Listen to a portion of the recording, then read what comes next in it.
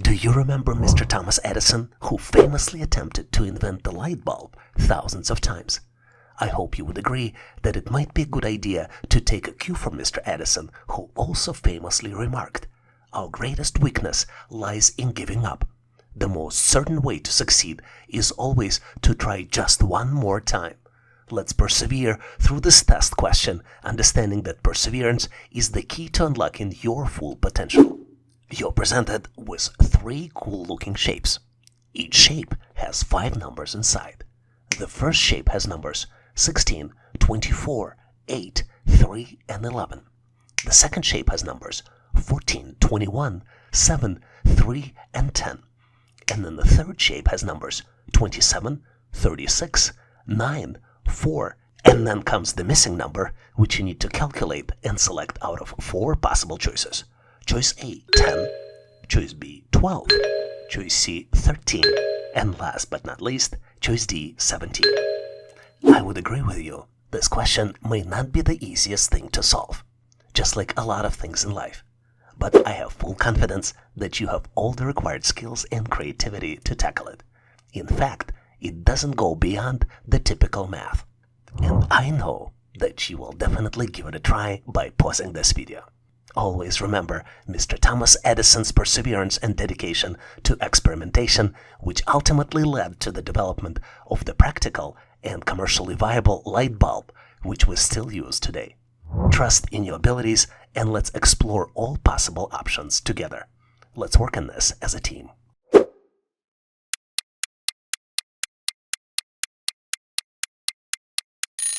Are you ready to show your answer? I truly hope your answer is correct. But remember, regardless of the outcome of it being correct or not, every attempt contributes to your personal growth and development. The pattern here is much simpler than you think. Instead of digits, let's add letters here, so I can reference them in the calculations. Let's add letters A, B, C, D, and E. And the pattern here is that A plus B equals C. C divided by B equals D, and D plus B equals E. Let's look at the first shape as an example. 16 plus 8 equals 24. 24 divided by 8 equals 3. 3 plus 8 equals 11. Let's confirm it with the second shape. 14 plus 7 equals 21. 21 divided by 7 equals 3.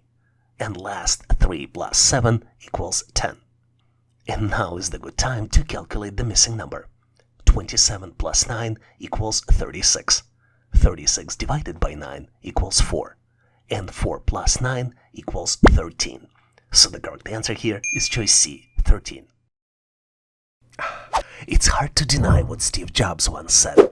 Your work is going to fill a large part of your life, and the only way to be truly satisfied is to do what you believe is a great work. Let's approach this assessment test question with passion and commitment to excellence to make sure we can tell ourselves once we're done that we tried it to the best of our abilities. You're presented with 2x4 matrix. The matrix has 7 numbers inside, and the 8th number is missing. The numbers are 4, 3, 9, 7, 1, 1, 9, and then comes the missing number, which you need to calculate and select out of 4 possible choices. Choice A, 3, choice B, 4, choice C, 5, and last but not least, choice D, 6. Well, I'm on the same page with you. This question may seem daunting at first, but I know you have the skills and creativity to tackle it. Trust in your abilities, and let's explore all possible solutions together. Let's tackle it as a team.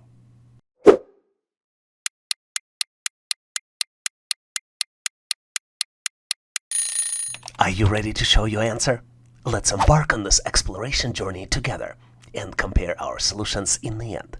And if doubt arises, stay resilient and do your best.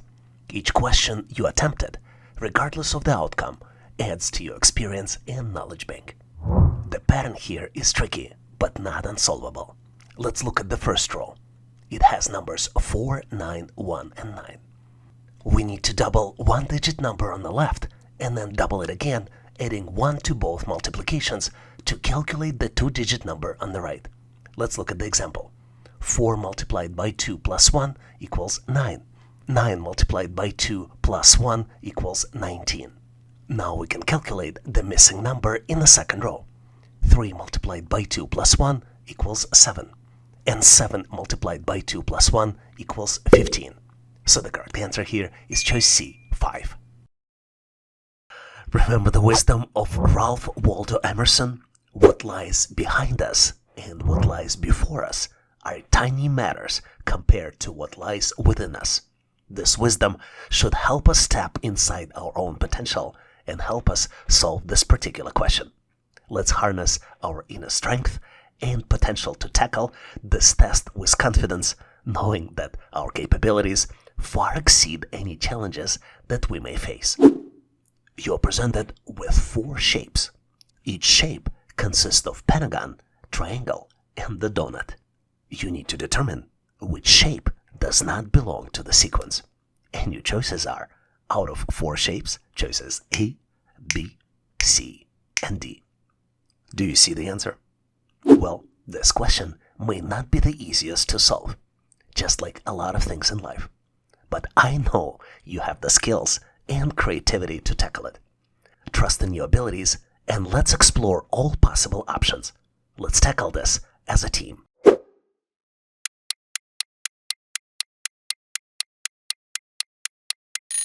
Are you ready to show your answer? I have no doubts that together we can get to the right answer. And I know that you definitely gave it a try by pausing this video. Remember that every attempt, regardless of the outcome, contributes to your personal growth and development. And the solution here might be easier than you think.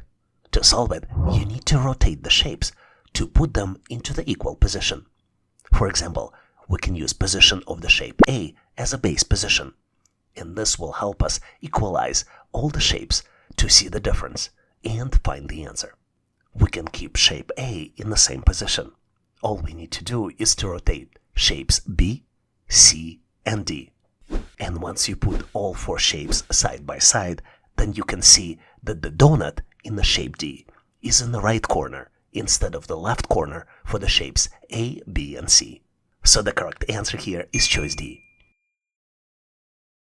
You would have to agree that untangling this data analytics puzzle is like explaining music to a plant.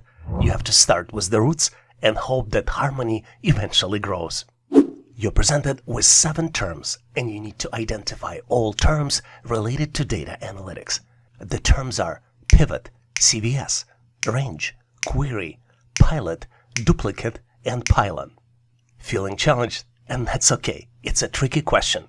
But whether you're a seasoned solver or casual question explorer, I have faith in your problem-solving abilities. Give it a time it deserves, think outside the box, and watch the pieces fall into place. I have full confidence that you've got what it takes.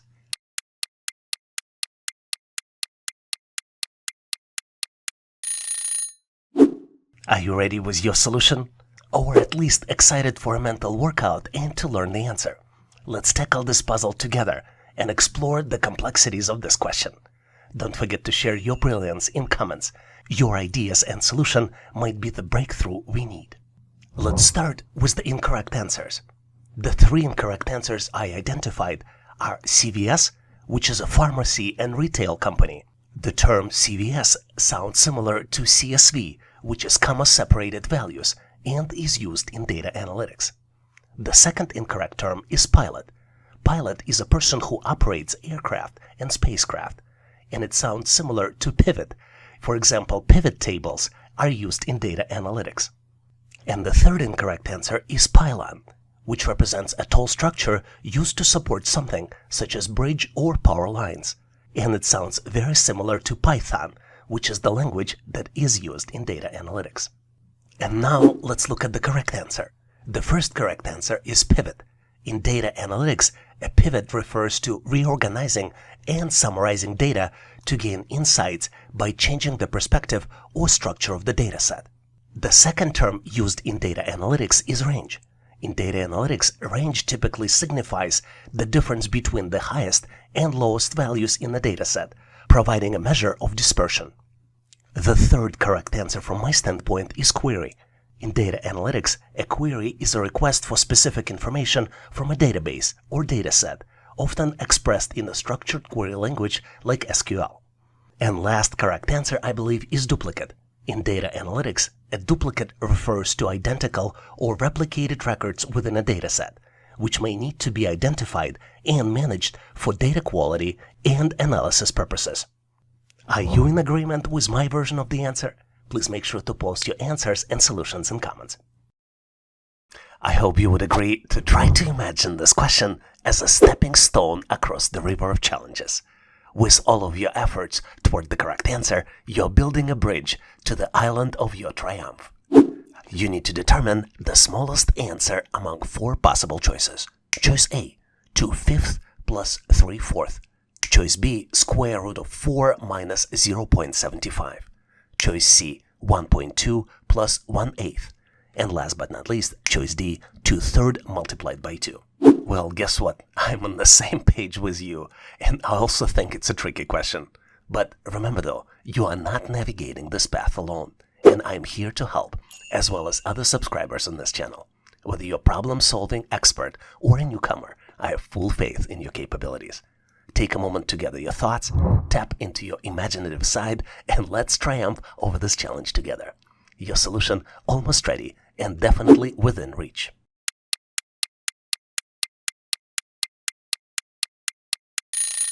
Are you ready with your solution?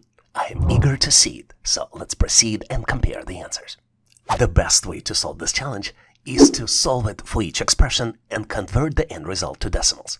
Let's start with the first expression, 2/5 plus 3/4.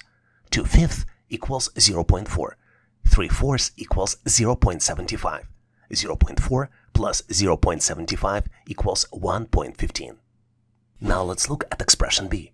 Square root of 4 minus 0.75. Square root of 4 is 2. 2 minus 0.75 equals 1.25. Let's go to the choice C. 1.2 plus 1/8. 1/8 equals 0.125. 1.2 plus 0.125 equals 1.325. And in choice D, we have 2/3 multiplied by 2. 2/3 multiplied by 2 equals 4/3, and 4/3 equals 1.33. Since number of digits after decimal point goes into infinity. So let's summarize what we've got. For choice A, we got 1.15. For choice B, the result is 1.25. For choice C, 1.325. And last but not least, choice D is 1.33. So the smallest result is 1.15, and the correct answer is choice A, 2/5 plus 3/4. One have to agree with Albert Einstein, who once famously said, "In the middle of the difficulty lies the opportunity." So let's approach this assessment test question as an opportunity to push ourselves beyond our limits, embracing the change to grow and improve with each question we answer. You're presented with 4 rectangles.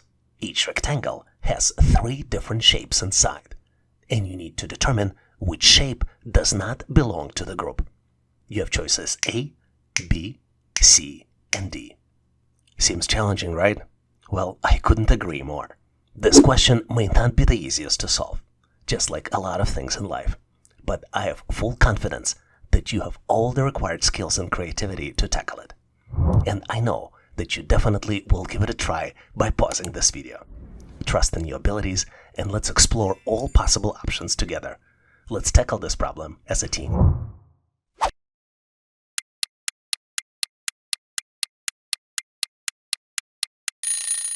Are you ready to show your answer? I truly hope your answer is correct. But regardless of being correct or not, remember that every attempt, regardless of the outcome, contributes to your personal growth and development. And now it's time to look at the answer. Each rectangle has 3 shapes inside. As you might have figured out, each shape is a different size. We're dealing with large size shapes, middle size shapes, and small size shapes. Each shape, based on the size, follows its own pattern. And remember, we definitely need to determine pattern to determine which shape does not belong to the group. Let's start with the pattern for the large size shape. In choice A, the large size shape is a triangle. In choice B, it is a square. then it's a pentagon, and then hexagon. As you can see, for the large size shape, the number of sides increases with each subsequent choice. We start with 3 sides for triangle, 4 sides for the square, 5 sides for the pentagon, and then 6 sides for the hexagon. The location of the large size shape is not important in the rectangle. And as you might have noticed, there is an opposite pattern for the small size shape. Small shapes decrease by the number of sides and can be placed anywhere inside the rectangle frame. We start with heptagon, which is 7 sides in choice A, then go to hexagon, then pentagon in choice C, and then end with the square in choice D. Medium-sized shape has a very different pattern. Medium-sized shape is always a square, and it rotates clockwise in the corners of the rectangle. If you look closely, we start in the upper left corner for choice A, then go to the upper right corner in choice B, and then end in the bottom right corner for choice C. But now you can clearly see that in choice D, the medium-sized shape is a triangle instead of the square. So the correct answer here is choice D.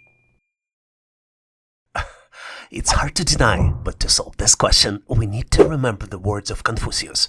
Our greatest glory is not in never failing, but in rising every time we fall.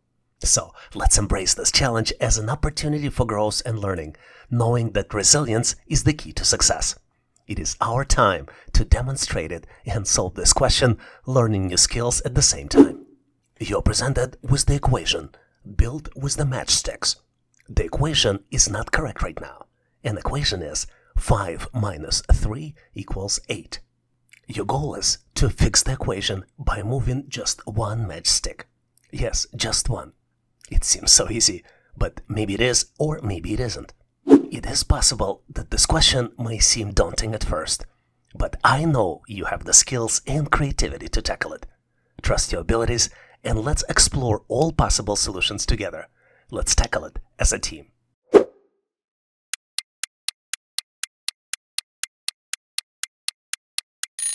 Are you ready to show your answer?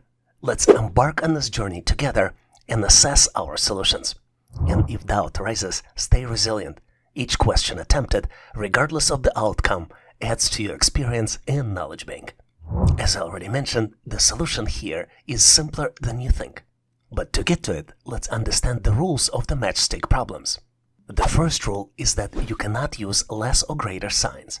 And the second rule is that you cannot use not equal sign.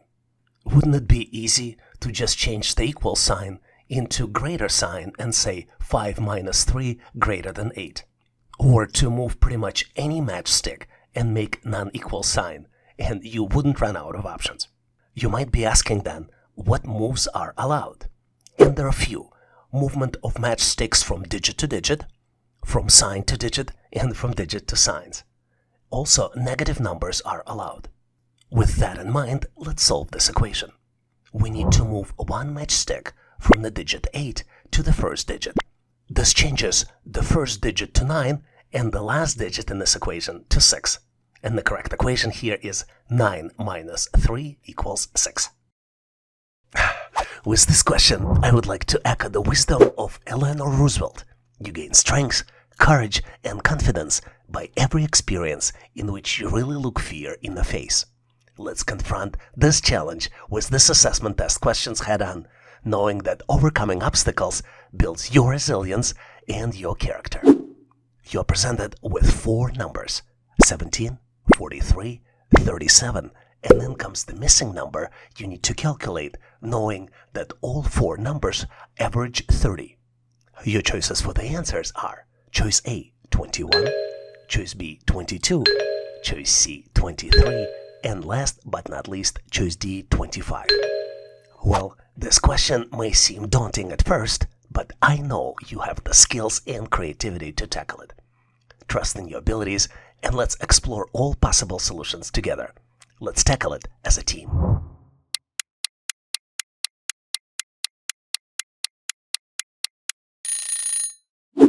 Are you prepared to showcase your response? Let's move forward and see where it leads us. And if uncertainty lingers, stay motivated. Every effort made, whether successful or not, brings valuable insights and opportunities for improvement. And the solution here might be simpler than you think. If 4 numbers average 30, then sum of all 4 numbers should be 4 multiplied by 30 and equals 120. Which means that missing number can be calculated by subtracting the known numbers from 120. Let's calculate it. 120 minus 17 minus 43 and minus 37 equals 23. So the correct answer here is choice C, 23.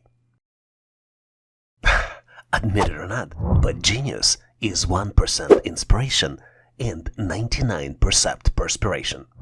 And this is not my quote, this is famously remarked by Thomas Edison. So let's put in the hard work and dedication required to excel in this assessment, knowing that consistent effort leads to greatness. You're presented with 3 shapes.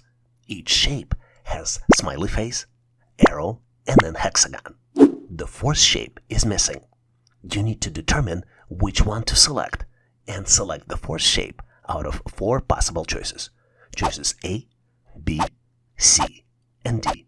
This question may seem daunting at first, but I know you have the skills and creativity to tackle it. Trust your abilities and let's explore all the possible solutions together. Let's tackle it as a team.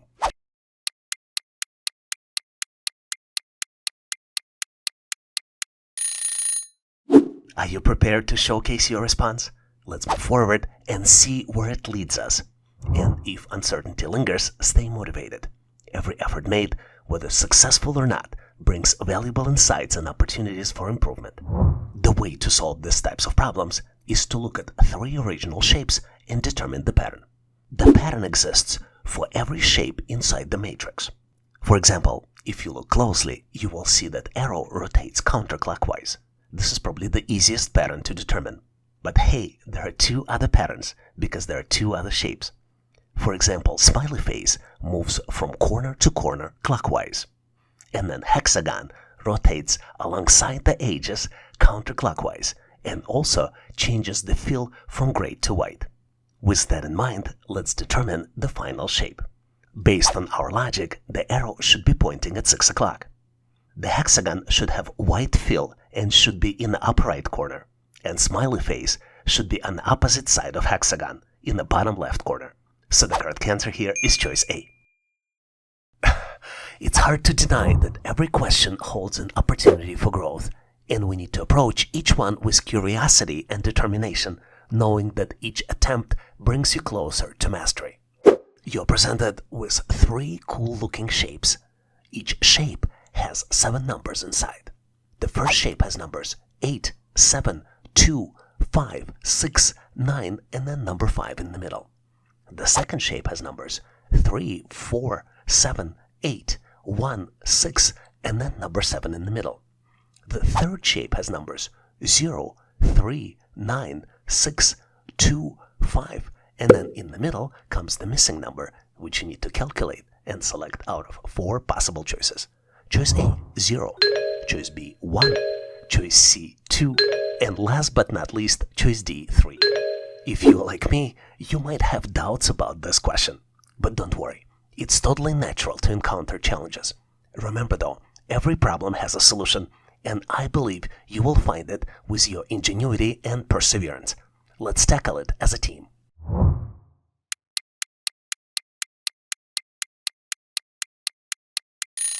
Are you prepared to showcase your response?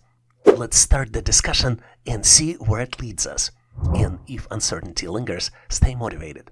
Every effort made, whether successful or not, brings valuable insights and opportunities for improvement. As you might have guessed, to calculate the number, we need to detect the pattern. And pattern here is simple, but not very obvious. The pattern is that the sum of all inside numbers minus the sum of the outside numbers calculates the middle number. Let's look at the example. In the first shape, the inside numbers are 5, 7, and 9. And the sum of 5, 7, and 9 minus the sum of 2, 6, and 8 equals 5. Let's confirm our calculations by looking at the second shape. 6 plus 4 plus 8 minus 1 plus 3 plus 7 equals 7. And now we can calculate the missing number. 5 plus 3 plus 6 minus 2 plus 0 plus 9 equals 3. So the correct answer here is choice D, 3. It might come to you as a surprise what Winston Churchill once said. Success is not final. Failure is not final. It's the courage to continue that counts. Same way is you have the power to persevere through any challenge, including this question. The key is not to give up, but keep trying. You're presented with the square, which has 16 numbers inside, and one number is missing. The numbers are, starting from the upper left corner, 3, 9, 2, and 4 in the first row, 4, 7, 2, and 2 in the second row, 5, 7, 2, and 4 in the third row, and then the last row contains numbers 6, 8, 2, and then comes the missing number, which you need to calculate and select out of 4 possible choices. Choice A, 2, choice B, 4, choice C, 6, and choice D, 8. Are you finding this question tricky? Well, that's the sign you're stretching your problem-solving muscles. Embrace the challenge, think creatively, and let's work through this together. I know you've got what it takes.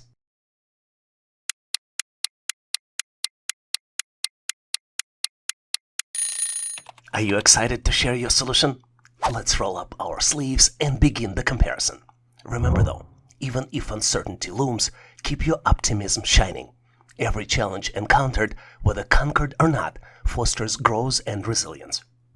The pattern here is rather simple. The last 2 digits in each row are equal to the sum of the first 2 digits multiplied by 2. Let's look at the example. The first row has numbers 3, 9, 2, and 4. 3 plus 9 equals 12, multiplied by 2 equals 24. Let's look at the other rows. 4 plus 7 multiplied by 2 equals 11 multiplied by 2 and equals 22.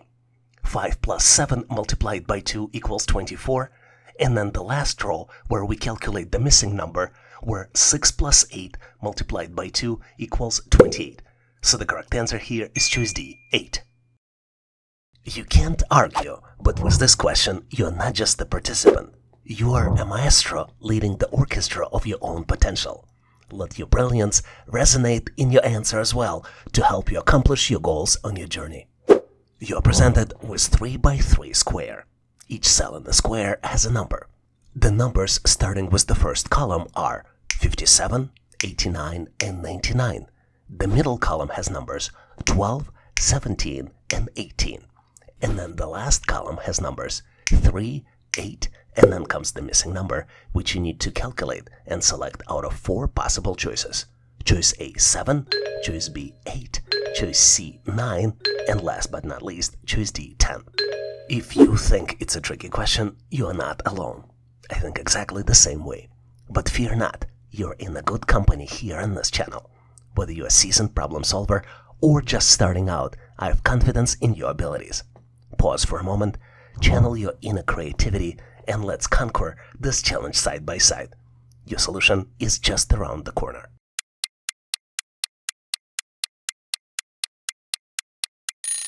Are you prepared with your solution? I am curious to compare the notes, so I am moving forward so we can share our answers. If you look closely, you can easily recognize the pattern. The calculations here are organized in each row from left to right. Next number in the row is calculated as the sum of digits from the previous one. Let's look at the first row calculations. The number in the upper left corner is 57. 5 plus 7 equals 12, and 1 plus 2 equals 3. Let's look at the second row. Second row starts with the number 89. 8 plus 9 equals 17, and then 1 plus 7 equals 8.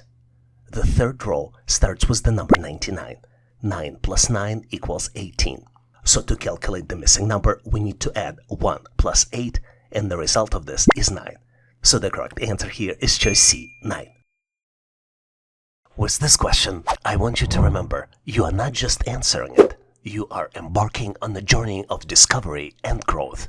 Let's every correct response be a milestone on your path to excellence, and let's convert every incorrect one into the lesson learned. You're presented with the circle, which is broken down into the 8 equal parts. Each section in the circle has number inside. The numbers are 35, 47, 34, 37, 49, 68, 57, and then comes the missing number, which you need to calculate and select out of 4 possible choices. Choice A, 17. Choice B, 20.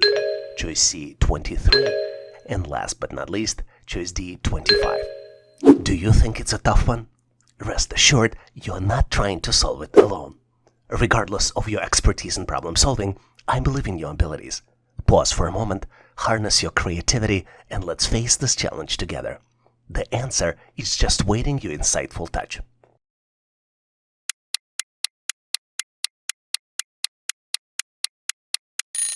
Are you ready to showcase your solution? Let's get into it and let's see how our answers match up. Together, we will unravel the complexities of this assessment test question. I'll ask you for a favor though, and specifically to share your thought process in comments. Your insights might hold the key for all of us to learn and improve. And even if you don't have the answer, don't get discouraged. Just like every cloud has a silver lining, every challenging question carries a lesson waiting to be discovered. You will learn and improve with each question and do better next time. If you look closely at the circle, you can recognize the pattern.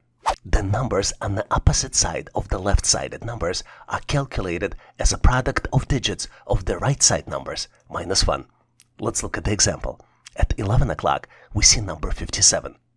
5 multiplied by 7 minus 1 brings us to 34, which is the calculated number on the opposite side. Let's apply the same principles to calculate the other numbers. 6 multiplied by 8 minus 1 equals 47. 4 multiplied by 9 minus 1 equals 36 minus 1 and equals 35. Now we can do the missing number. 3 multiplied by 7 minus 1 equals 20. So the correct answer here is choice B, 20. With this question, I would like you to imagine yourself as a chef crafting a gourmet meal of intelligence. And the correct answer here will represent a perfectly seasoned ingredient, and the final dish is a banquet of your achievement. You're presented with 3 diamonds. Each diamond has 4 numbers inside. The first diamond has numbers 1, 2, 3, see a pattern here, and then comes the number 14. Second diamond has numbers 2, 3, and 4, another pattern, and then comes the number 29. The third diamond has numbers 3, 4, 5, and then comes the missing number, which you need to calculate and select out of 4 possible choices.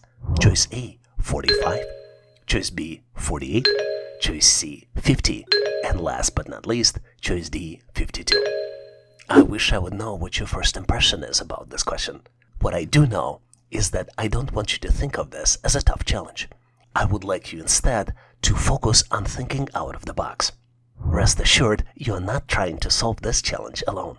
Regardless of your experience in problem solving, I believe in your abilities. Pause for a moment, harness your creativity, and let's face this tough challenge together. The answer is just waiting for your insightful touch.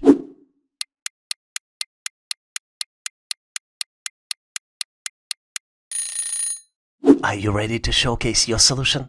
Let's get into it and see how our answers match up. And even if you don't have the answer, don't get discouraged. Keep your spirits up even if you're unsure. Every question, whether answered correctly or not, is a chance to gain valuable insights and refine your skills for future success. As you probably might have guessed, the first 3 digits in a diamond do not represent the pattern. And the pattern here is that the bottom number is calculated as a sum of other numbers squared. Let's look at the example. First diamond has numbers 1, 2, and 3, and number 14 is the result of the calculation. Let's look at the calculations. 1 squared plus 2 squared plus 3 squared equals 1 plus 4 plus 9 and equals 14. Let's do the math for the second diamond. 2 squared plus 3 squared plus 4 squared equals 4 plus 9 plus 16 and equals 29. Now we can calculate the missing number. 3 squared plus 4 squared plus 5 squared equals 9 plus 16 plus 25 and equals 50. So the correct answer here is choice C, 50. One has to acknowledge that we need to think of this question as a friendly competition with ourselves. Every correct answer is a personal victory, and you're on the track to set a new high score in the game of knowledge. In this question, you're presented with 6 containers. 3 first containers are filled with liquid, and you need to rearrange the containers by touching only one of them. This question seems unsolvable, but hey, I believe in your abilities. Pause for a moment, harness your creativity, and let's face this challenge together. The answer is just waiting for your insightful touch.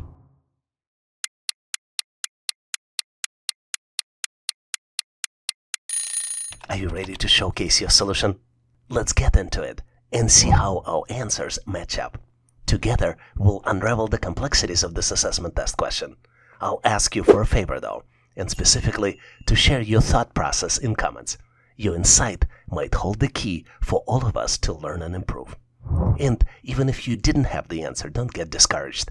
Keep your spirits up even if you're unsure. Every question, whether answered correctly or not, is a chance to gain valuable insights and refine your skills for future success. Typical way of thinking to solve this question is just to move the glasses. And to move the glasses, it requires you to touch 2 containers. But to actually solve it, you need to think out of the box. And out of the box thinking is rather simple. You need to pour the water from one glass to another. Take the second glass from the left and pour the water into the second from the end container. Empty glass container and return it back, only touching one container. When you look at this question, you have to realize that when you answer it, it would feel like adding a shining star into the constellation of your success. So keep shining bright. You're presented with octagon. It has numbers inside. There are 7 numbers, and the 8th number is missing. The numbers are 48, 76, 59, 98, 12, 13, 14, and then comes the missing number, which you need to select out of 4 possible choices. Choice A, 15. Choice B, 16. Choice C, 17. Choice D, 18. I hope you noticed there is a pattern here. Look at 12, 13, 14, or maybe not. You think it's a tricky question? Fear not. You're in a good company on this quest. Whether you're a seasonal problem solver or just starting out, I have confidence in your abilities. Pause for a moment, channel your inner creativity, and let's conquer this challenge side by side. Your solution is just around the corner.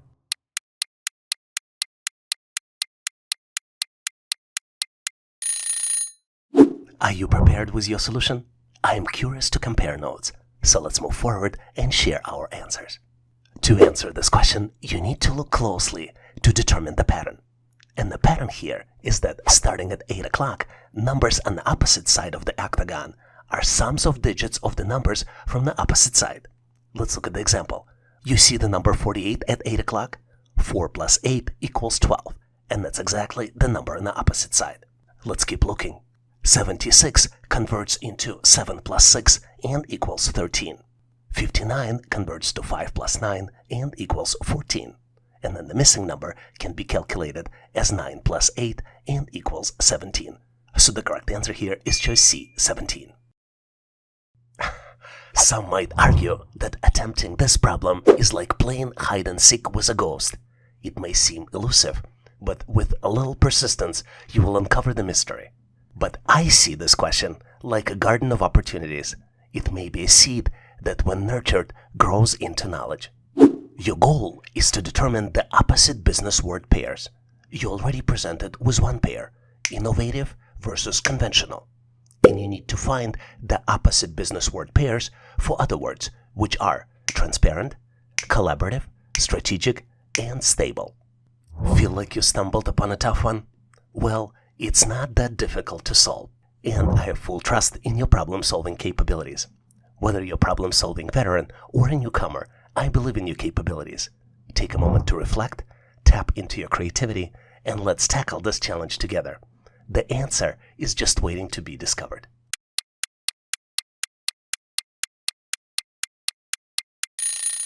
Are you ready with your version of the solution?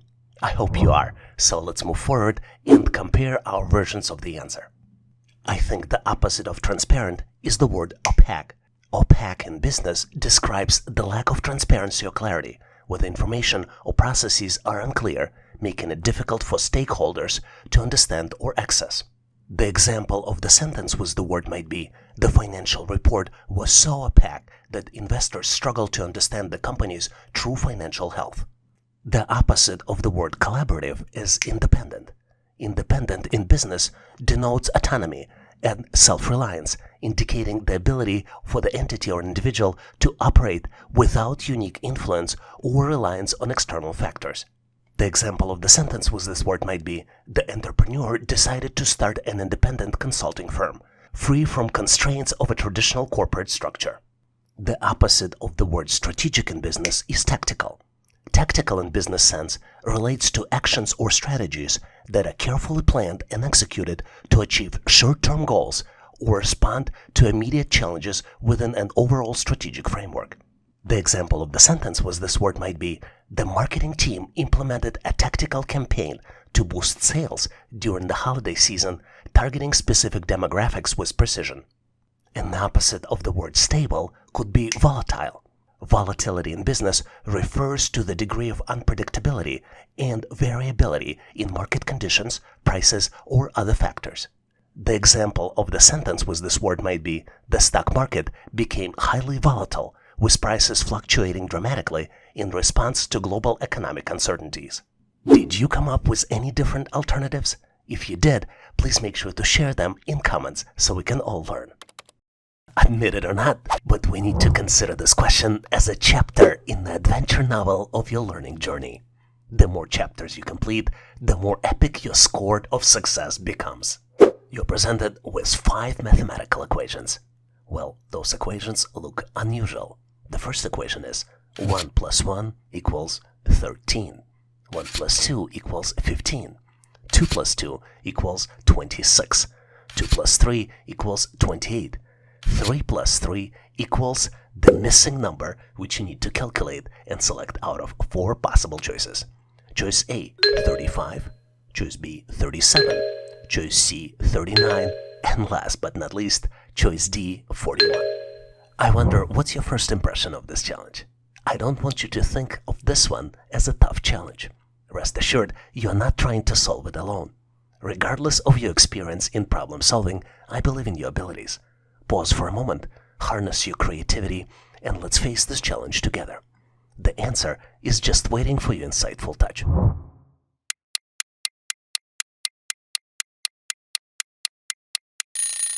Are you ready to showcase your solution? Let's get into it to see how our answers match up. And even if you don't have the answer, don't get discouraged. Keep your spirits up even if you're unsure. Every question, whether answered correctly or not, is a chance to gain valuable insights and refine your skills for future success. As you might have guessed, to solve these equations, you need to think out of the box and recognize the pattern. But pattern here is rather simple. To get to the final result, the traditional math here is supplemented by adding the number which is represented by combination of 2 digits. Let's look at the example. The initial first equation is 1 plus 1 equals 13. But in addition to 1 plus 1 math, we need to add 11, the combination of digits 1 and 1. So the final math would be 1 plus 11 plus 1, and then the result equals 13. Let's look at other expressions to validate our assumption. 1 plus 2 equals 1 plus 12 plus 2 and equals 15. 2 plus 2 equals 2 plus 22 plus 2 and equals 26. 2 plus 3 equals 2 plus 23 plus 3 and equals 28, which allows us to calculate the missing number. 3 plus 3 equals 3 plus 33 plus 3 and equals 39. So the correct answer here is choice C, 39. In this section, we will look at the behavioral employment assessment questions frequently asked in a test. Behavioral questions are used by employers to evaluate a candidate's behavioral tendencies, soft skills, and decision-making abilities in specific work-related scenarios. These tests are designed to predict how well a candidate is likely to perform and how well the candidate will fit into company's culture based on their responses to various situational questions. Most commonly, employers use following 3 types of questions.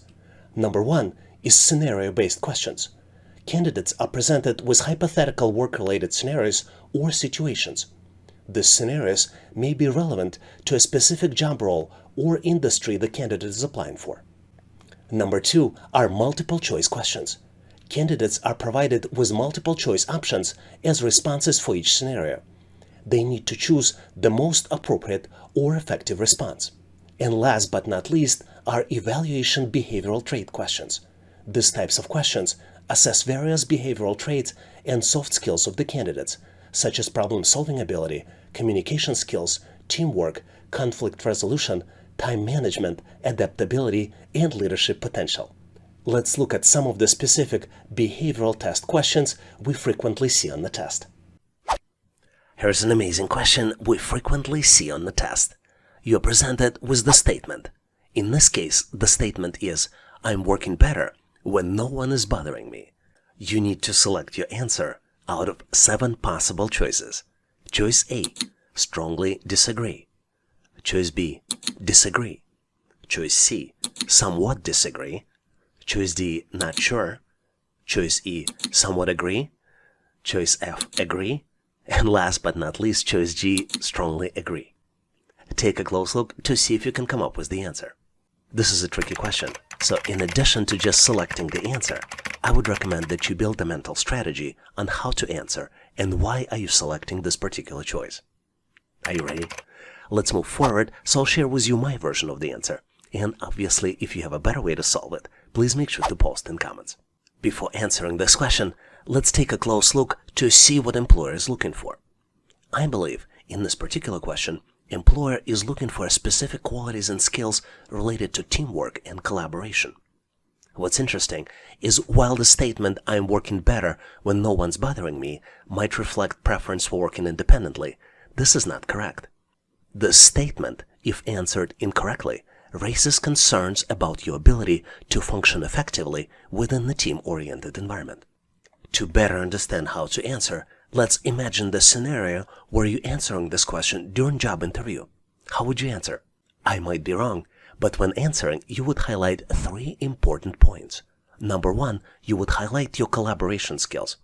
You would emphasize your ability to work well with others and your experiences in collaborating on projects and tasks.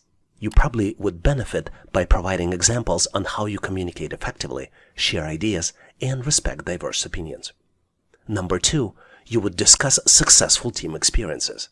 You probably would provide examples of times when you worked effectively in a team setting and collaborating to achieving positive outcomes. And last but not least, I would recommend that you acknowledge your independence but show adaptability. While it's okay to appreciate periods of uninterrupted work, it's essential to demonstrate your adaptability to work in a team when required. Now let's summarize and look at important considerations on how you can answer these types of questions. There are a few important criteria to keep in mind. Number 1 is that this question measures your level of sociability. These types of questions measure your tendency to enjoy being around people and working with others. Number 2 is in this question, employer is trying to determine if you're a good team player. Number 3, the correct answer depends on a specific job, but keep in mind that most of the jobs require interactions with other team members. So the summary here is that if your job opening requires teamwork, and most of the jobs do, it's always better to answer strongly disagree or disagree. And if you have ability to provide the rationale for your answer, make sure to use the samples that I'm just about to provide to you, as well as considerations in this notes section. Let's look at the specific sample. So you're presented with the question, I'm working better when no one is bothering me. Your answer might be, I respectfully disagree that I work better when no one's bothering me. In any work environment, I recognize the importance of being open to collaboration, as well as team interactions.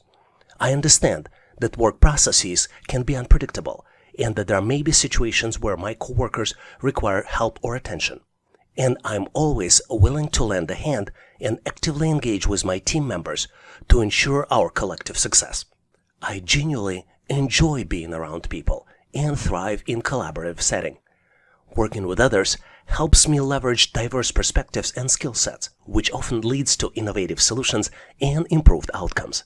I strongly believe that maintaining open communications with colleagues fosters a supportive and productive work environment.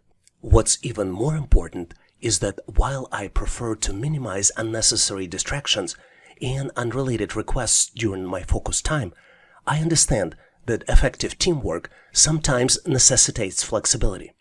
In such cases, I am acceptable and capable of handling stress with composure. I have developed resilience and the ability to maintain productivity even in demanding situations. So, ultimately, I am confident that my collaborative mindset, interpersonal skills, and capacity to handle varying work dynamics make me a strong fit for the role that requires team interactions.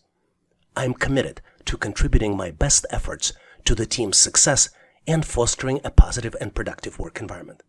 This is why, when I was presented with the question, I am working better when no one bothering me, I chose choices A, strongly disagree, or choice B, disagree. What are your thoughts and experiences answering this type of question? Could you please share your thought process and rationale in comments so we can all learn? We get a lot of questions on how to excel on behavioral assessment tests for employment. I believe that to succeed on behavioral tests, you must adopt a comprehensive approach that showcases authenticity, self-awareness, job relevance, a balanced perspective, as well as the art of supporting examples. Let's look at each one of them in more details. Number 1 is embrace authenticity. Authenticity forms the foundation of successful behavioral assessment. As a candidate, make sure to be true to yourself and present honest responses that genuinely reflect your personality, values, and work style. I recommend that you avoid the temptation of molding your answers to align with prospective expectations, and instead emphasize your strengths while acknowledging areas of growth. Number 2 principle is cultivate self-awareness. Self-awareness is the key to understanding and articulating your behavioral tendencies. Take a moment to showcase your unique characteristics, strengths, and weaknesses. More than just understanding yourself in isolation, consider how your attributes contribute to collaborative work environment. Number 3 principle is tailor your responses for job relevance. To truly stand out, candidate must recognize the importance of tailoring responses for specific job requirements. Before responding to each scenario, carefully analyze the job description, responsibilities, and organizational values. Make sure to align your answers with the qualities that employer is looking for and ensure that responses resonate with their expectations. Number 4 is strike a balanced perspective. While emphasizing your strengths is crucial, avoid painting the overly one-sided picture of yourself. Make sure that you strive for the balanced perspective, which would acknowledge both your positive attributes and areas of development. And also ensure that you highlight your willingness to learn, adapt, and grow. And last but not least, principle number 5 is elevate your responses with supporting examples. Concrete examples are the lifeblood of compelling behavioral assessment response. Instead of providing vague answers, back your choices with specific instances from the past experiences. Elaborate on how you successfully handled challenges, resolved conflicts, or contributed to the team accomplishments. And now, let's continue to get you ready for the assessment test. Here's an interesting question to see how well you would deal with customer service inquiries. A customer is upset because her favorite pizza is currently unavailable. What is the best way to respond? And you're presented with 4 possible choices. Choice A. Tell the customer to speak with the manager to resolve the issue. Choice B. Offer the customer an alternative pizza option. Choice C. Inform the customer that you will check if the desired pizza is in stock. And last but not least, choice D. State that handling this matter is not within your responsibility. Take a close look to see if you can come up with the answer. Are you ready? If not, please make sure to pause this video to see if you can come up with the answers, because I'm moving forward to share with you my version of the solution. And obviously, if you have a better way to resolve it, please make sure to post in comments. As you might have guessed, this question is not about picking one of the choices. This question is about a fundamental customer service principles and how you use them to answer this particular question. You also want to make sure to mention all these principles when you're answering this question in person. So what are those principles? There are 4 of them. Number 1 is acknowledging the customer's disappointment. Because her favorite pizza is not available and you show empathy, this shows your understanding of her feelings. Number 2 principle is providing an immediate alternative option, which shows responsiveness and commitment to helping the customer promptly. Number 3 principle is taking responsibility for finding a solution, which exemplifies ownerships and dedication for you to help resolve customer issue. And last but not least is the principle of offering an alternative. In this case, you can offer alternative pizza, which would demonstrate a proactive approach to addressing the customer concern and finding a suitable resolution. Based on these 4 principles, let's look at the incorrect answers and why you might avoid selecting them. Choice A. Tell the customer to speak with the manager to resolve the issue.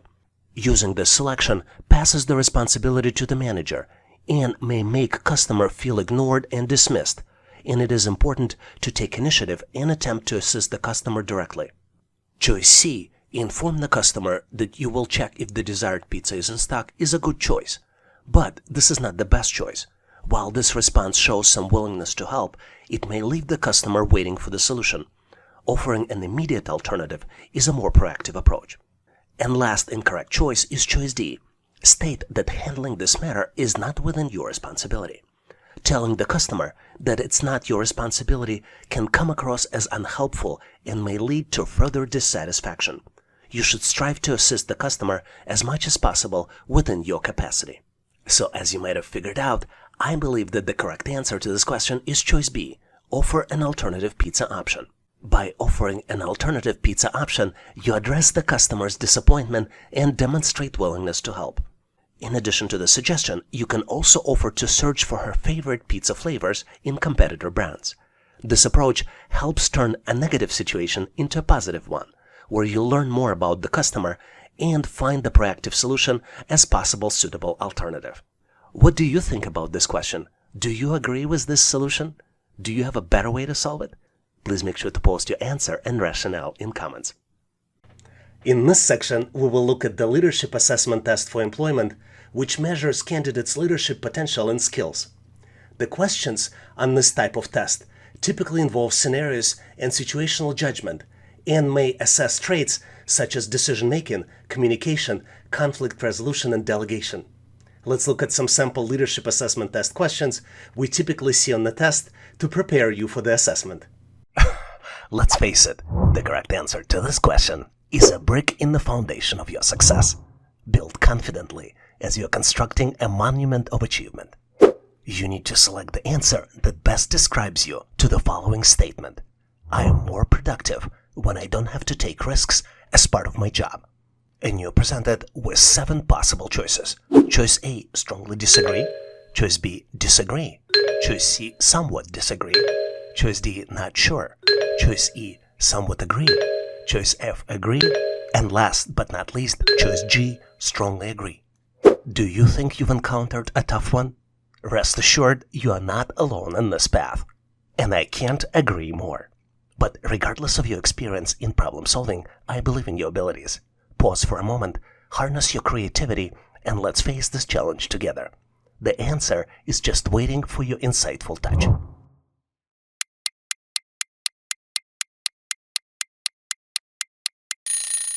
Are you prepared with your solution?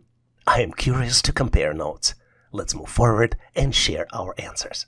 To answer this question correctly, let's first understand what are we being asked. There are 3 important considerations here. Number 1 is that employers value individuals who demonstrate willingness to take calculated risk, as it shows initiative, innovation, and a proactive approach to problem solving. In fact, nowadays, companies are very interested in the candidate's ability to make informed decisions, particularly when it comes to assessing risks and weighting potential outcomes.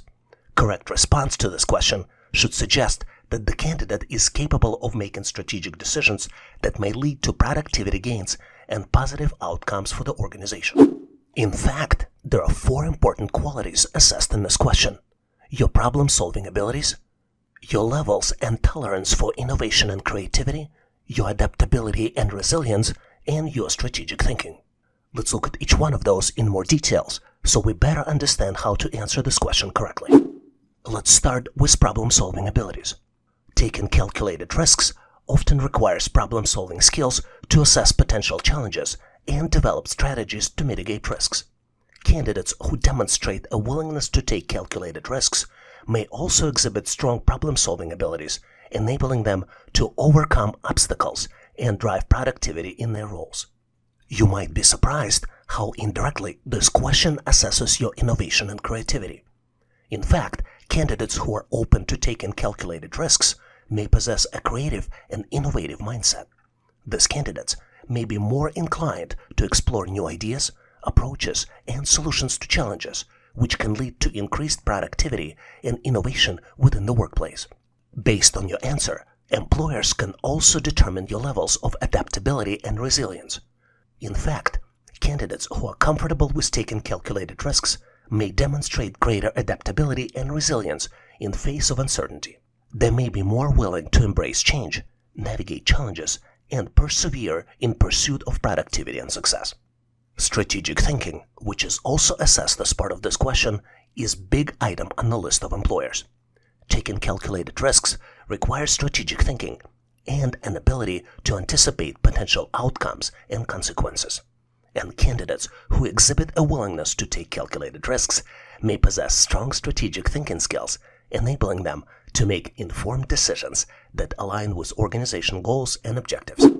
In summary, this simple question main focus is to measure your decision-making skills.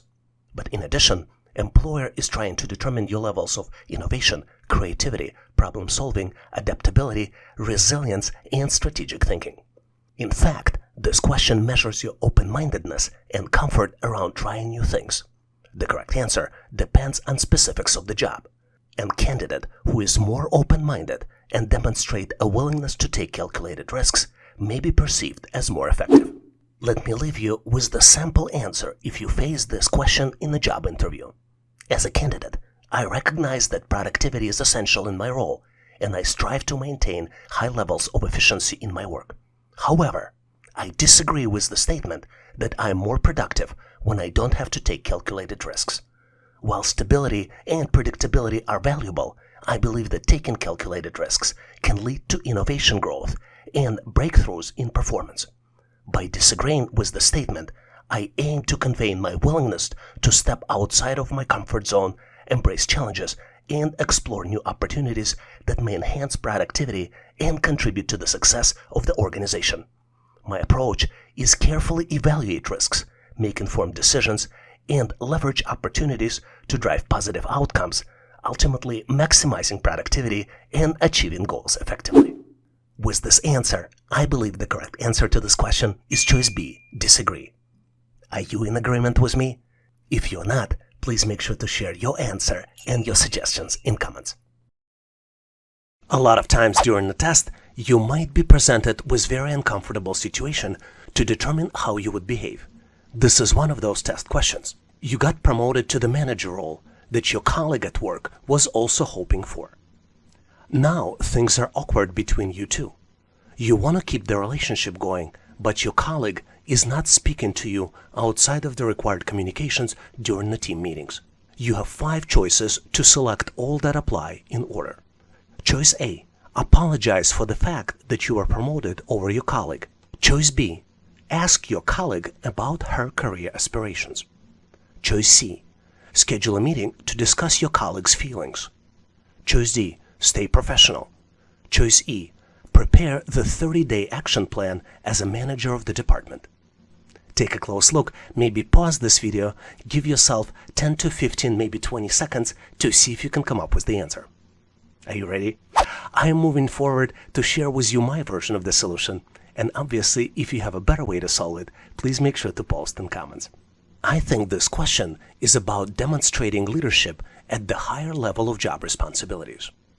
Let's take a close look. I think you cannot control other people's reactions to your promotion. Typically, the best candidate gets selected for the promotion if there is a competition within the department. Because of this, you should not feel bad that you were selected for the job, and instead of focusing on colleagues' feelings, you should focus on common goal of making department and the company move forward in the marketplace. I think your colleagues' reactions described in this question might be called stonewalling, which is one of the ways to demonstrate defensive behavior. Stonewalling means that the person shuts down when feelings are overwhelming during a conflict. Instead of looking inside and finding opportunities to get better and look forward at this experience as potential opportunity, especially when they can't do anything about the changed environment and they find the blame in another person and mentally justify their behavior. Here are some recommended steps how you can respond as a leader in your department. You should not feel bad about what happened. You were selected for a promotion for a reason and there is nothing to apologize for. Number 2, you should be empathetic, but do not try to please your colleague. Number 3, you should focus on the common goals for the department.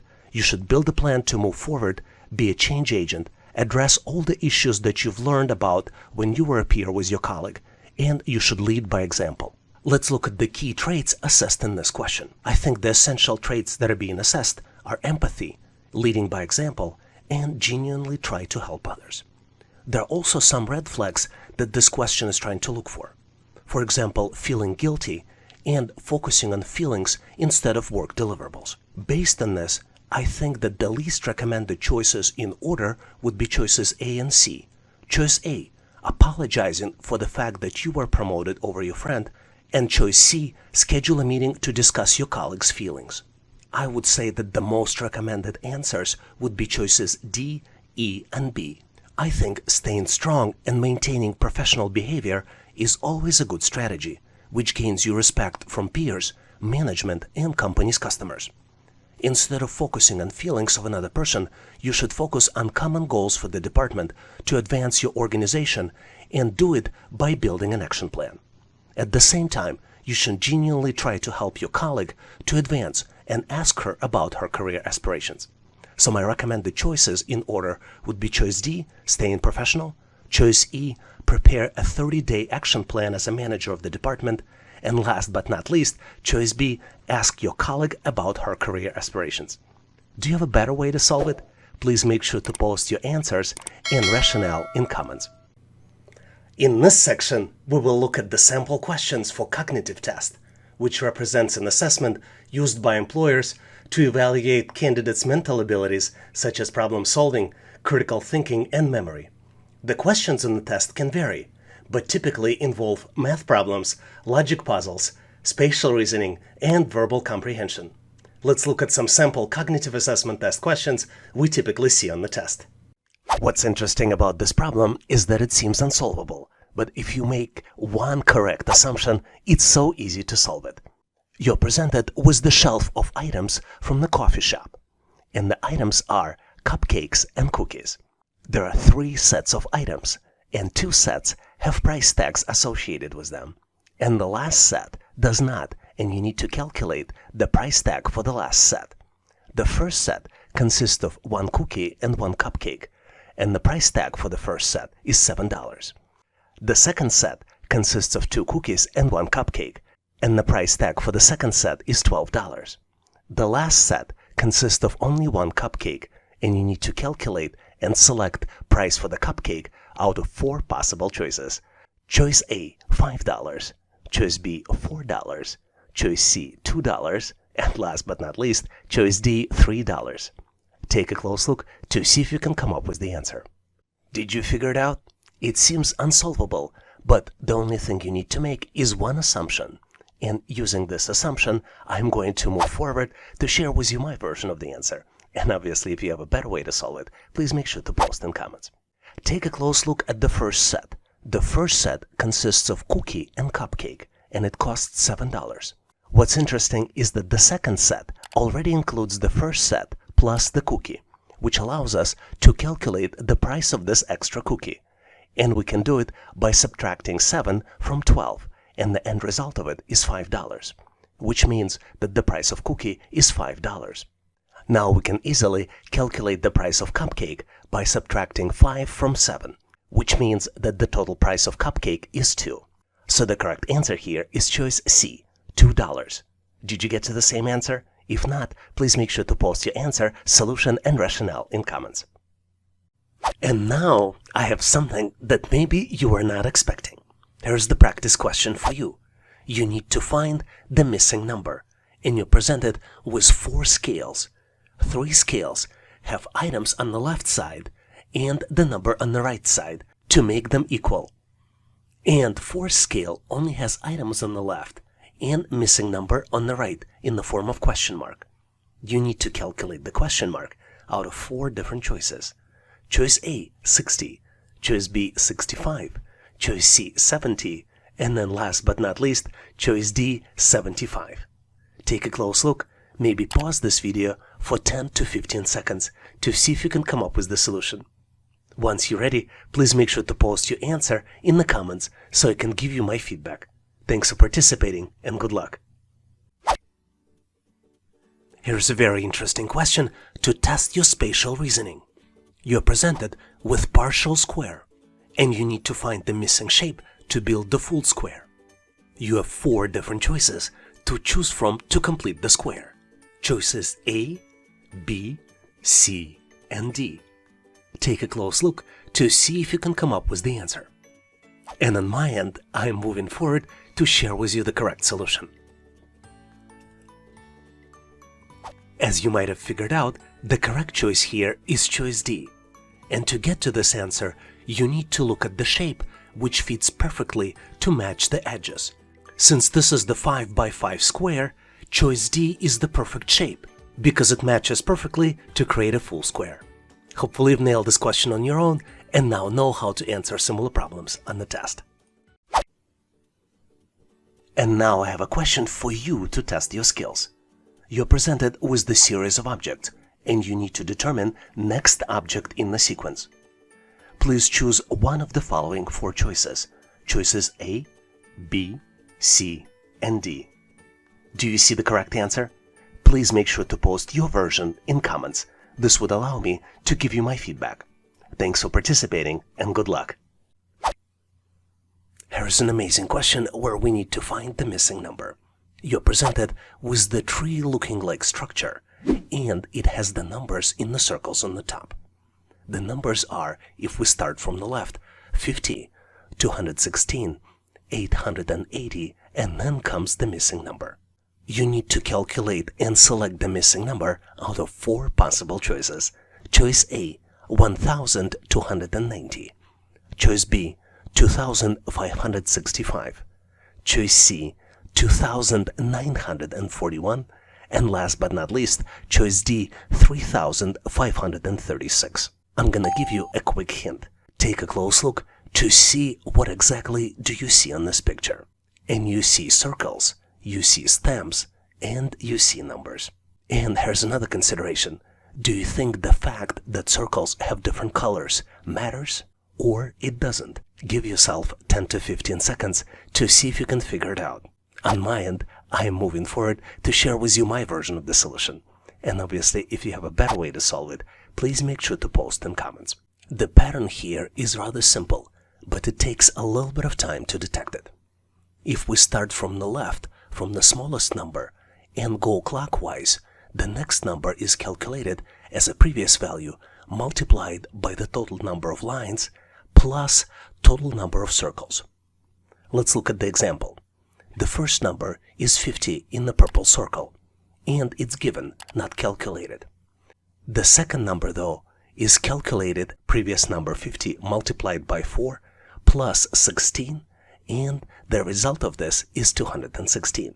Third number is calculated as 216 multiplied by 4 plus 16 and equals 880. Now you might be wondering what is 4 and where it came from and what is 16. The 4 is number of stem lines in this structure. Let's count them. 1, 2, 3, and 4. And 16 is the total number of circles. If you count them, you see 4 circles on the forefront, the ones that have number and missing number. And then there are also 12 circles in the background. Now we have all of this information and we can calculate the missing number. It is calculated as 880 multiplied by 4, then we add 16, and the end result of this is 3536. So the correct answer here is choice D, 3536. Hopefully you've nailed this problem and now know how to answer similar problems on the test. But in case you need more challenges like this, please make sure to check out the description for additional resources. One of the most frequent questions we get on this channel is how to improve your pattern recognition skills. This is so important because it's an essential skill to help you pass an employment assessment test. Let me introduce you to one of the most common English pattern called palindromes. Palindromes is a letter-based pattern which allows you to read the same word backwards and forwards. Let's look at some key examples of the words that used in the test. For example, words radar, civic, level, a race car, henna, madam, noon, pup, eve, kayak, rotator, stats, tenet, wow, and a lot of others. Do you know those other words, interesting palindromes that I didn't mention here? Please make sure to post them in comments so we can all learn. And now let's continue to get you ready for the test. Here's an absolutely phenomenal question, which is absolutely not obvious how to solve it. Instead of one question mark, you need to find two question marks. You're presented with three triangles. All triangles have a circle on the top. Blue triangle has three numbers inside. Starting from the top, the numbers are 3, 7, and 4, and number on the top is 6. Yellow triangle has numbers 2, 4, and 2, and there is a missing number on the top. Green triangle has numbers 5, 9, and 4, and missing number on the top. Take a close look to see if you can find two missing number and select out of 4 different choices. Choice A, 10 and 4. Choice B, 1 and 8. Choice C, 6 and 3. And choice D, 2 and 2. Do you know the answer? I gotta tell you, the answer is not really obvious, but I know how smart you are, and together we should be able to solve it. Are you ready? Hear me out. The pattern here is that to calculate the number on the top of the triangle, you need to use inside upper number added to the number on the right, and then you should subtract the left number. For example, for the blue triangle, which has all the numbers, the calculations will be 3 plus 7 minus 4 equals 6. For the green triangle, the calculations will be 5 plus 9 minus 4 equals 10. And for the yellow triangle, the calculations will be 2 plus 4 minus 2 equals 4. So the correct choice here is answer A, 10 and 4. Did you figure it out? Please make sure to post your answer, rationale, and thought process in comments. I get a lot of questions on how to improve your pattern recognition skills. Let me share with you 3 common patterns we frequently see on the test. Let's start with triangular numbers. Triangular numbers are the numbers that can be represented as a sum of consecutive integers starting with 1. For example, the first 5 triangular numbers would be 1, 3, 6, 10, and 15. Next one on my list are square numbers. Square numbers are the numbers that can be represented by a product of a number multiplied by itself. For example, the first 5 square numbers are 1, 4, 9, 16, and 25. Because 1 square is 1, 2 square is 4, 3 square is 9, 4 square is 16, and 5 square is 25. And last but not least on my list are cube numbers. Cube numbers are numbers that can be represented as a product of a number multiplied by itself twice. For example, the first 5 cube numbers are 1, 8, 27, 64, and 125. Because 1 cube is 1, 2 cube is 8, 3 cube is 27, 4 cube is 64, and 5 cube is 125. Do you know any other interesting numerical patterns I didn't mention here? Please make sure to post them in comments so we can all learn. And now let's continue to get you ready for the test. Here's the question of intermediate complexity we frequently see on the test. You're presented with 4 shapes, and 1 shape has a missing number in the middle. You need to calculate the pattern and calculate the missing number, selecting it by one of 4 possible choices. Choice A, 22. Choice B, 23. Choice C, 25. And then last but not least, choice D, 24. Take a close look at the shapes and see if you can calculate the pattern. Let me share with you my logic and rationale, and obviously if you have a better way to solve it, please make sure to share in comments. I think the pattern here is that to calculate the middle number, you need to multiply the top 2 numbers and subtract 1. Then add the bottom number. Let's look at the first shape to confirm the logic. 2 multiplied by 3 minus 1 equals 5. 5 plus 2, which is the bottom number, equals the middle number, which is 7. Let's apply the same pattern to the shape with the missing number. 8 multiplied by 3 minus 1 equals 24 minus 1 equals 23. 23 plus 2 equals the missing number, which means that the missing number is 25. So the correct choice here is choice C, 25. Did you see any other patterns or found the better ways to solve it? Please make sure to post your answer and rationale in comments. One of the very frequent questions we get on this channel is how to improve your pattern recognition skills. One of the key ways is to use your imagination. You can use imagination to visualize items in your mind, and this is one of the most powerful techniques. Let's take a close look at the example. Here, you're required to build English business word, and you need to use all the letters only once. If you look closely and try to visualize and build the answer in your mind, you can mentally connect the letters and get to the correct answer, which is the word management. It might be hard to do it initially, but if you do crosswords and puzzles, you can improve your skills and get better at this with practice. Do you have any other interesting techniques that you can share? Please make sure to post them in comments so we can all learn. Here's an interesting question where you need to find the missing number. You're presented with the set of numbers 4, 9, 20, 8, 5, 14, 10, 3, and then comes the missing number. You need to select or calculate the missing number out of 4 possible choices. Choice A, 4. Choice B, 11. Choice C, 13. And choice D, 34. Take a close look at this 3x3 matrix to see if you can come up with the solution. I hope by now you have a good understanding of the problem and maybe pause this video trying to solve it, because on my end I'm moving forward to share with you my version of the solution. And obviously if you have a better way to solve it, please make sure to post in comments. And the pattern here is that the manipulation with the left and the middle number calculate right column's number. Basically, in each row, the third number is the sum of half of the first number and 2 times the second number. Let's look at the specific calculations. The first row has numbers 4, 9, and 20. 4 divided by 2 plus 9 multiplied by 2 equals 2 plus 18 and equals 20, which is exactly the number in the third column. Second row contains numbers 8, 5, and 14. 8 divided by 2 plus 5 multiplied by 2 equals 4 plus 10 and equals 14. And now we are ready to calculate the missing number. 10 divided by 2 plus 3 multiplied by 2 equals 5 plus 6 and equals 11. So the correct choice here is choice B, 11. Do you have a better answer? Please make sure to share your thoughts and rationale in comments.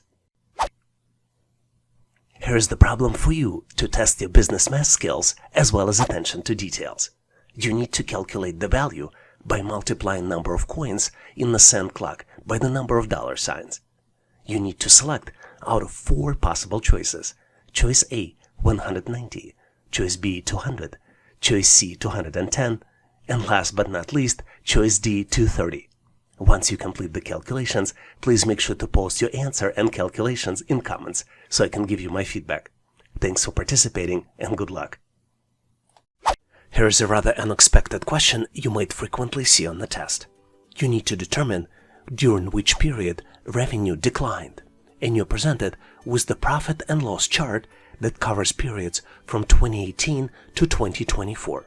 On the chart, you see 3 lines representing revenue, expenses, and taxes. And you need to select the final answer out of 4 different choices. Choice A, the period between 2018 and 2020. Choice B, the period between 2019 and 2020.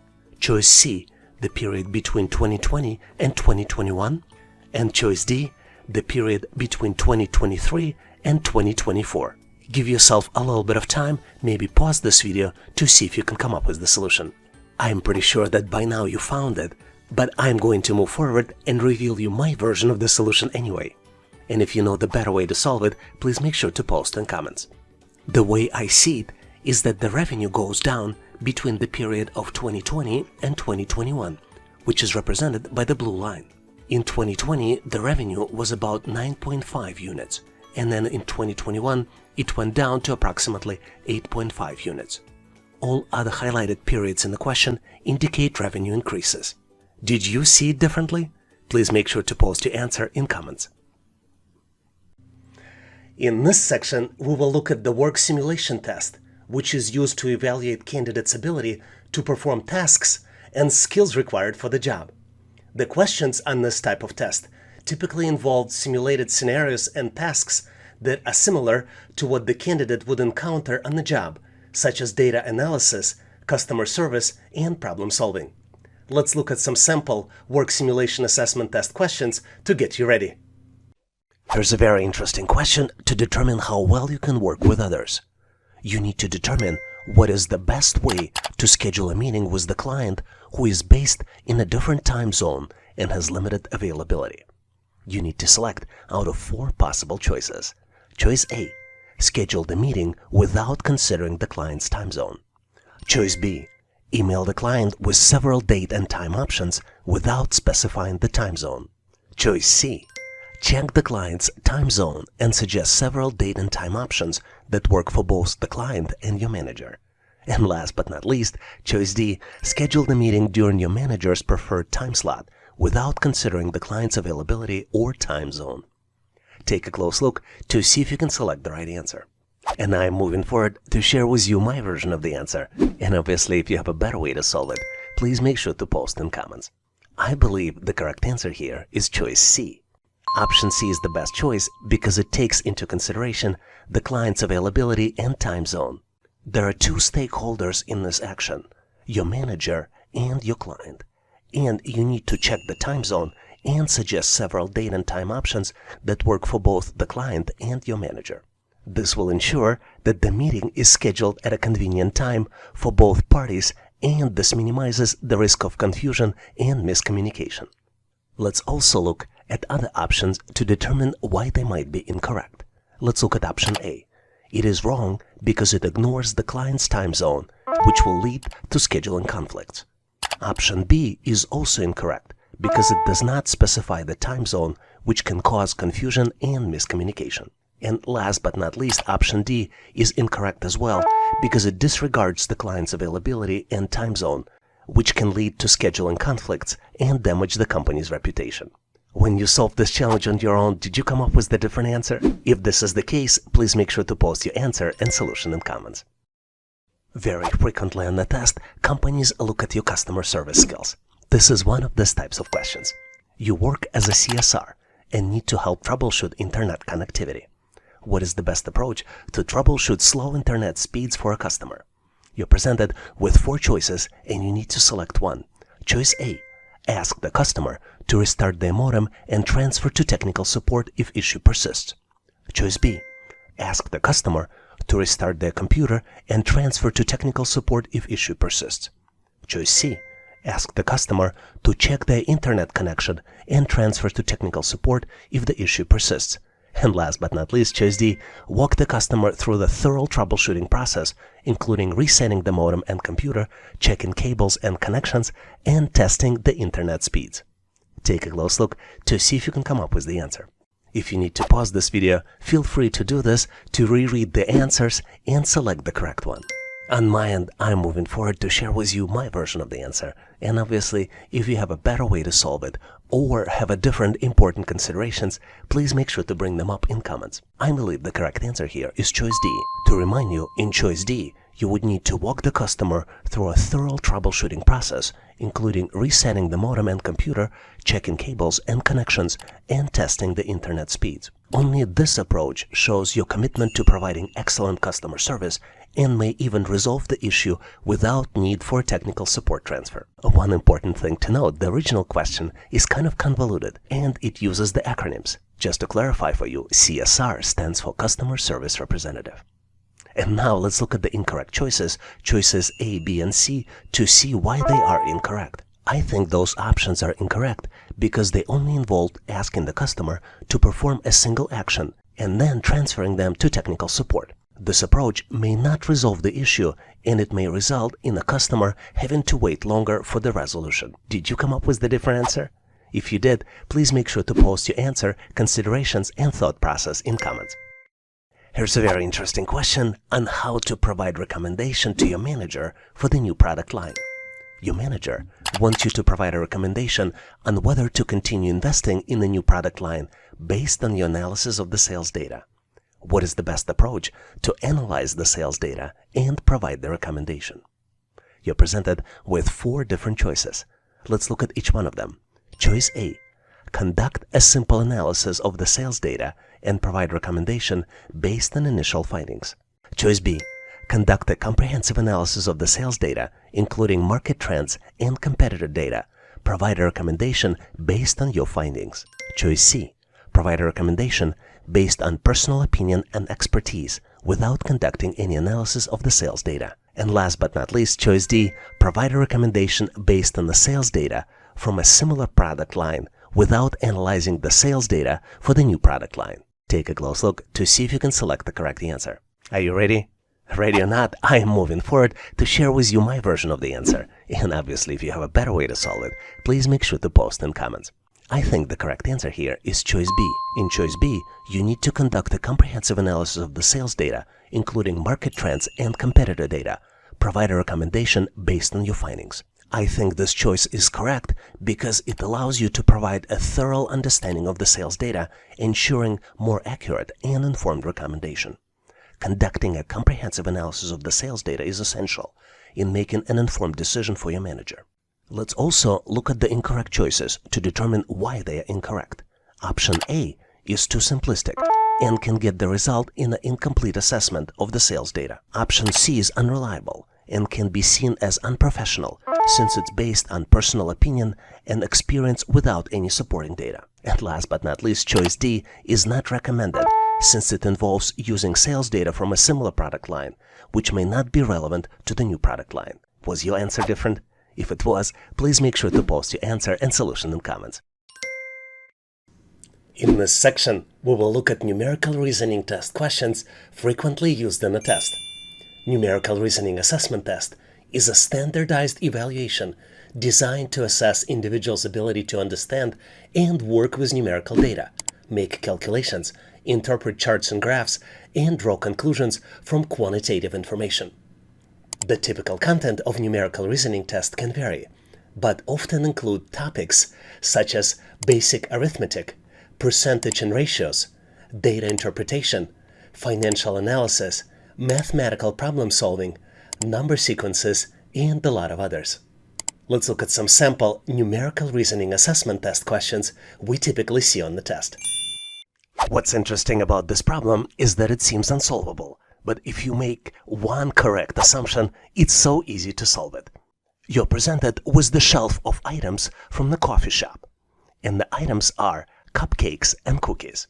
There are 3 sets of items, and 2 sets have price tags associated with them, and the last set does not, and you need to calculate the price tag for the last set. The first set consists of 1 cookie and 1 cupcake, and the price tag for the first set is $7. The second set consists of 2 cookies and 1 cupcake, and the price tag for the second set is $12. The last set consists of only 1 cupcake, and you need to calculate and select price for the cupcake out of 4 possible choices. Choice A, $5. Choice B, $4. Choice C, $2. And last but not least, choice D, $3. Take a close look to see if you can come up with the answer. Did you figure it out? It seems unsolvable, but the only thing you need to make is one assumption. And using this assumption, I'm going to move forward to share with you my version of the answer. And obviously, if you have a better way to solve it, please make sure to post in comments. Take a close look at the first set. The first set consists of cookie and cupcake, and it costs $7. What's interesting is that the second set already includes the first set plus the cookie, which allows us to calculate the price of this extra cookie. And we can do it by subtracting 7 from 12, and the end result of it is $5, which means that the price of cookie is $5. Now we can easily calculate the price of cupcake by subtracting 5 from 7, which means that the total price of cupcake is 2. So the correct answer here is choice C, $2. Did you get to the same answer? If not, please make sure to post your answer, solution, and rationale in comments.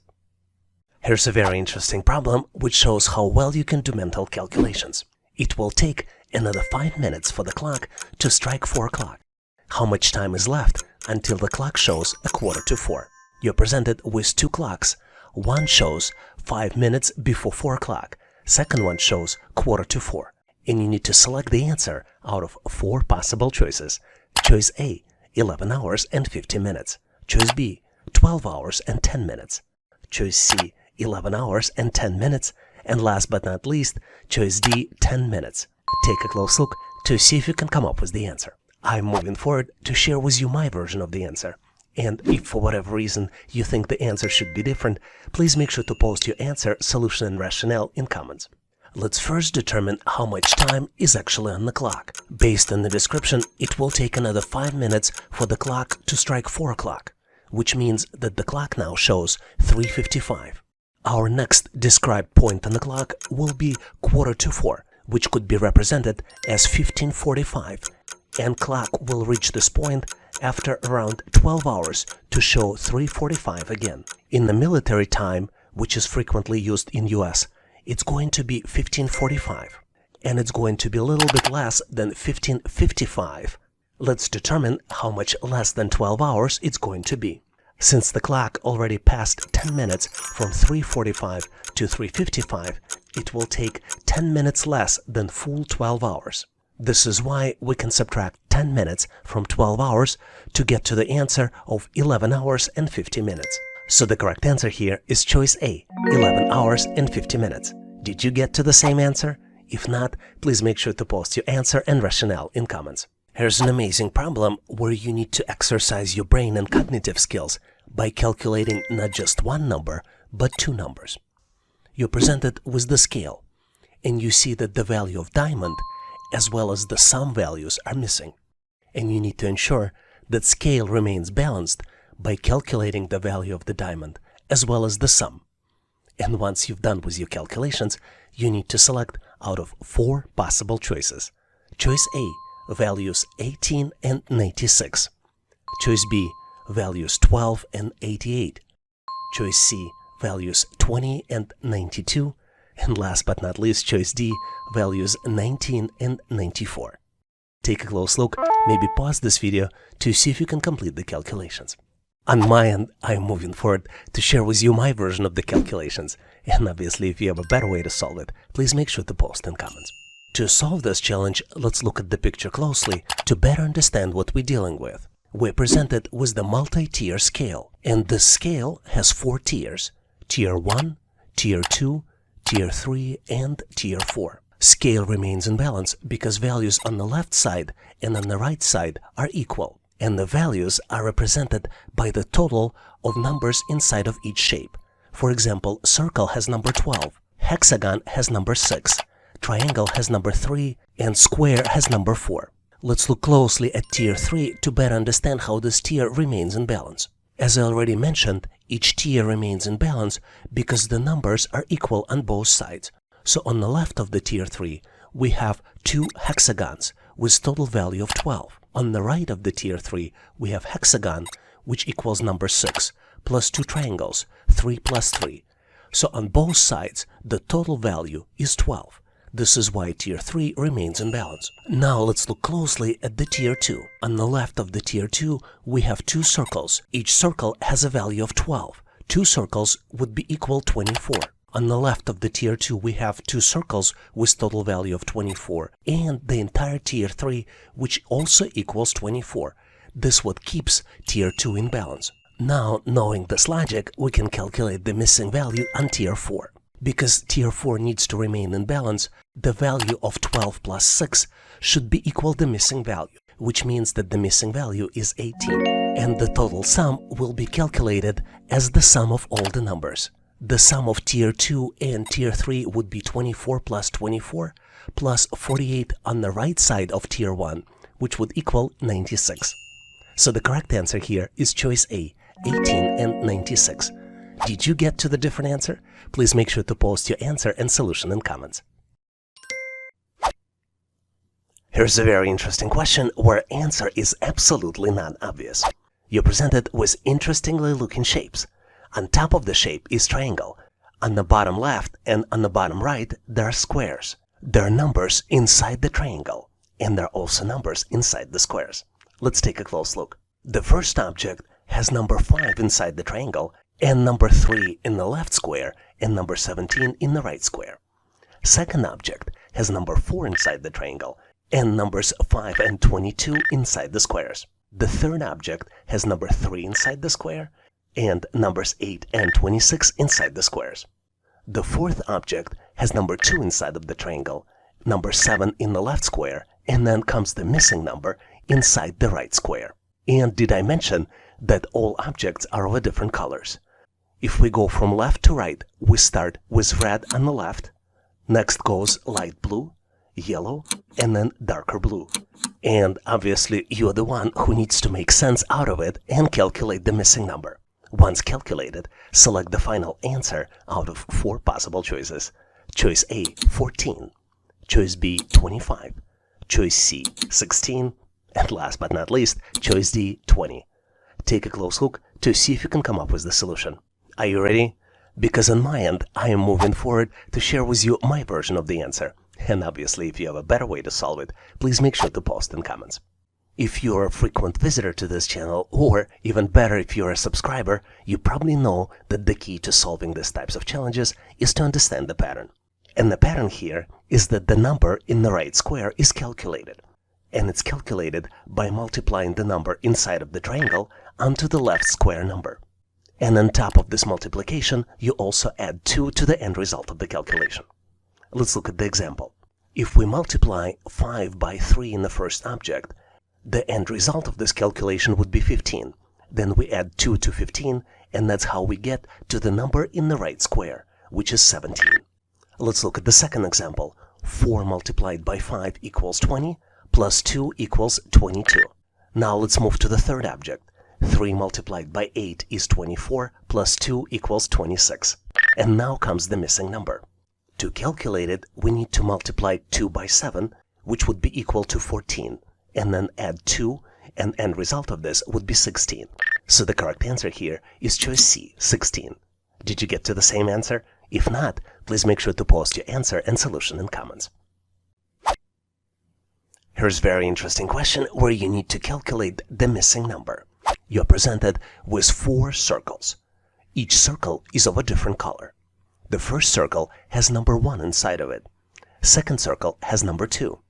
Third circle has number 5 inside. And last circle has the missing number represented by the question mark. You need to calculate and select final answer out of 4 possible choices. Choice A, 24. Choice B, 26. Choice C, 16. And last but not least, choice D, 20. Take a close look to see if you can calculate the final answer. Are you ready? I hope you found the answer because it's so easy to calculate. Let's move forward so I can share with you my version of the solution. And obviously, if you have a better way to solve it, please make sure to post in comments. I keep repeating myself when I say that finding pattern is the key to solve this challenge.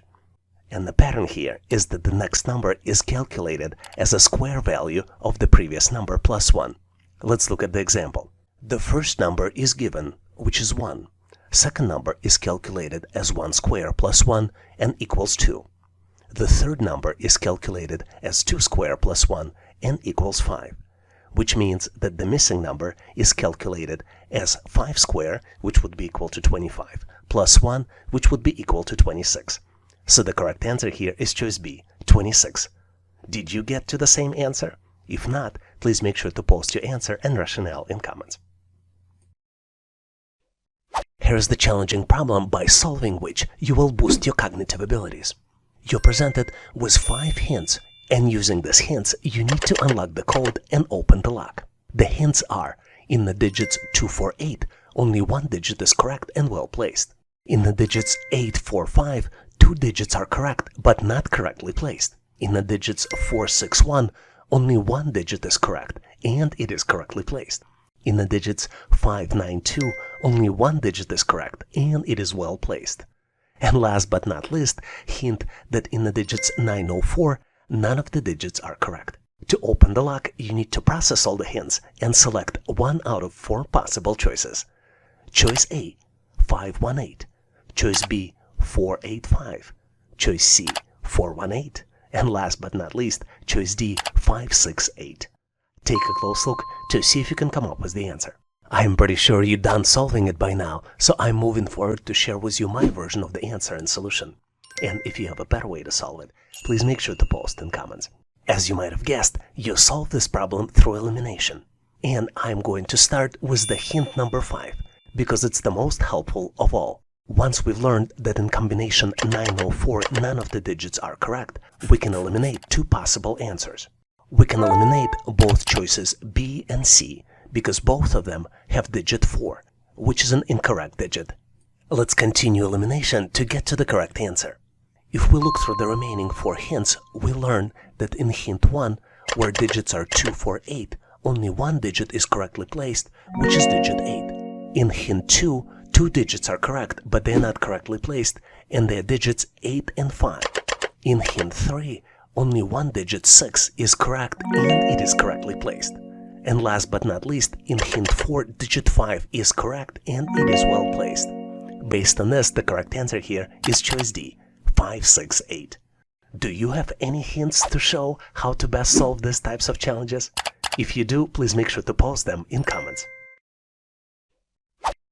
Have you ever dealt with the money tree?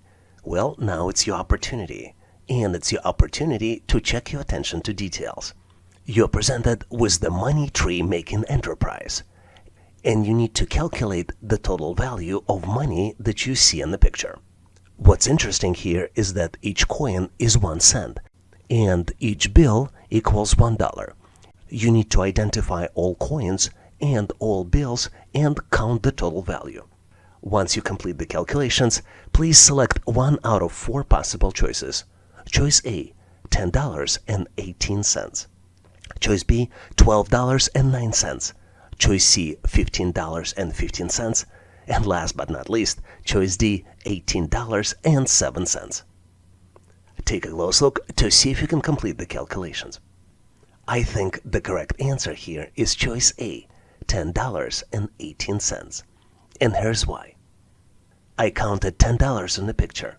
Let's start with the top of the money tree.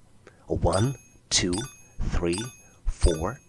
And then on the right, we see another group of the dollar bills. There are $5 there. Let's count them together. 1, 2, 3, 4, 5. And then we see the hard-to-notice dollar bill on the top of the flower pot. Now let's count the coins. We see 9 coins to the right of the flower pot. Then we see 8 coins coming out of the watering can. And then there is 1 coin on top of the watering can, which is easy to miss. Did you get to the same answer? Choice A, $10.18? If you didn't, please make sure to post your answer and whatever other coins or dollar bills I missed in comments. Here's a puzzling question for you, but I have full confidence that you can solve it quickly. You're presented with 4x4 matrix, and the numbers are, starting in the upper left corner, 9, 8, 3, 4. The second row numbers are 2, 9, 2, and then comes the missing number. The third row starts with 4, 6, 2, 0. And last but not least row is 7, 6, 2, and 6. You need to calculate the missing number. And you have 4 different choices to select from. Choice A, 2. Choice B, 5. Choice C, 6. And last but not least, choice D, 7. Take a close look to see if you can come up with the solution. Did you get to the right answer? I hope you did, because I'm moving forward to share with you my version of the solution. And obviously, if you have a better way to solve it, please make sure to post in comments. You're probably tired of hearing this in this channel, but to solve these types of challenges, you need to detect the pattern. And the pattern here is that the last 2 digits are equal to the sum of the first 2 digits multiplied by 2. Let's look at the example. The first row contains numbers 9, 8, 3, 4. And the expression here is that 9 plus 8 in parentheses multiplied by 2 equals 34. Based on this logic, the third number would be 4 plus 6 in parentheses multiplied by 2, which would be equal to 20, which represents the set of numbers 4, 6, and then 20. And then the last row would be 7 plus 6 in parentheses multiplied by 2, which would be 13 multiplied by 2, which would be equal to 26. So the missing number would be calculated as 2 plus 9 multiplied by 2 equals 22. So the correct answer here is choice A, 2. Did you get to the same answer? If you didn't, or maybe you got to a different answer, please make sure to post your version in comments. You will enjoy this question because it tests your logical thinking and analytical skills. You're presented with the dart in the exact middle of the dartboard. Dart has numbers on top of the ribbon and at the end of the ribbon.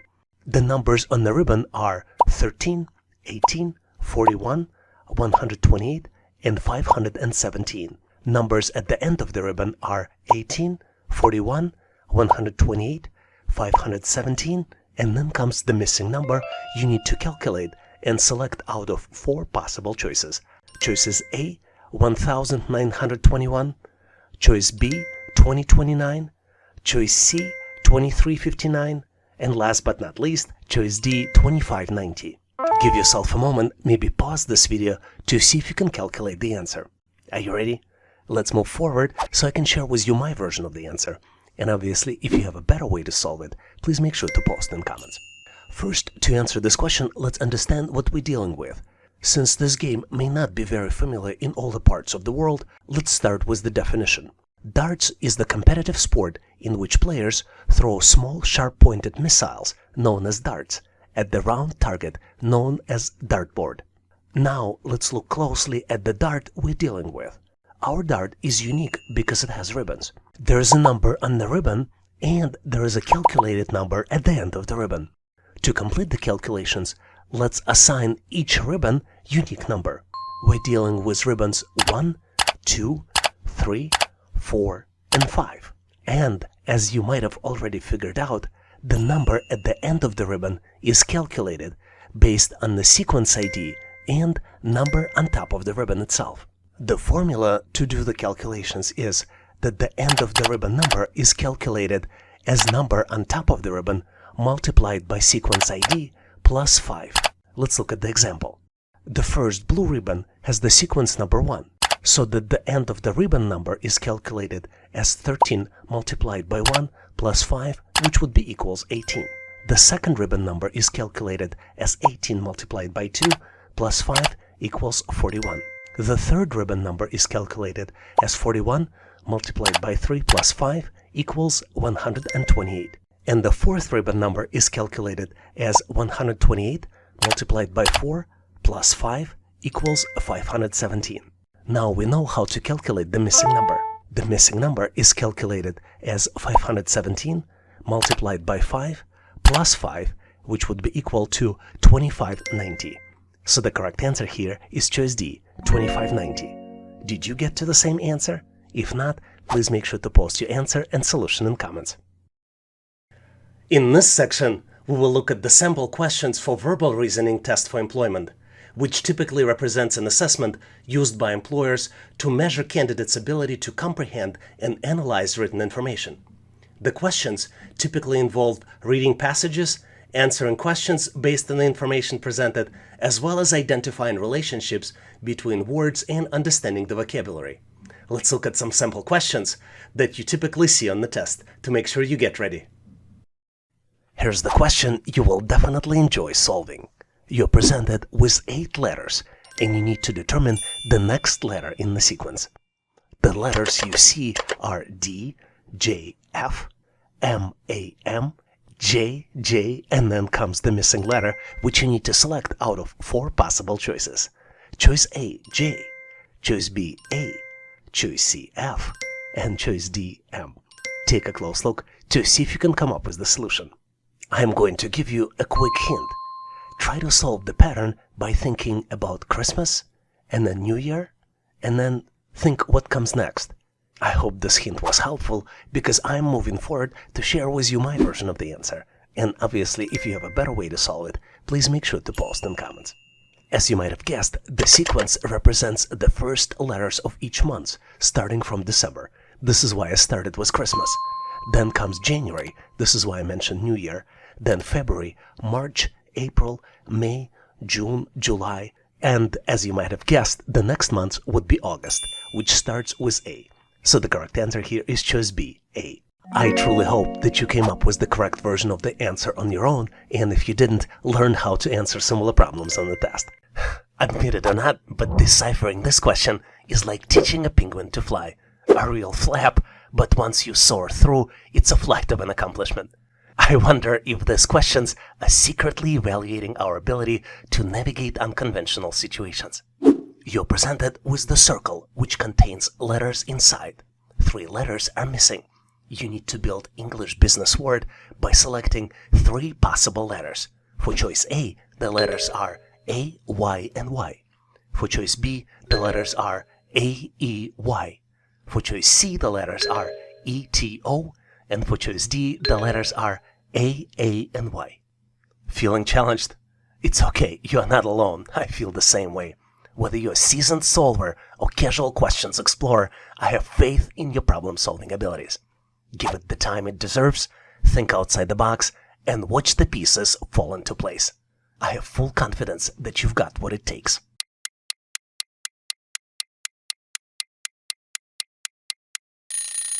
Are you ready with your solution? Still not ready? Let me give you a hint. This word represents a comprehensive plan that outlines organizations' long-term goals and objectives, along with actions and tactics required to achieve them. I'm pretty sure you've got this now. The word is strategy. Strategy involves making decisions how to allocate resources, such as people, capital, and time, to gain a competitive advantage in the market.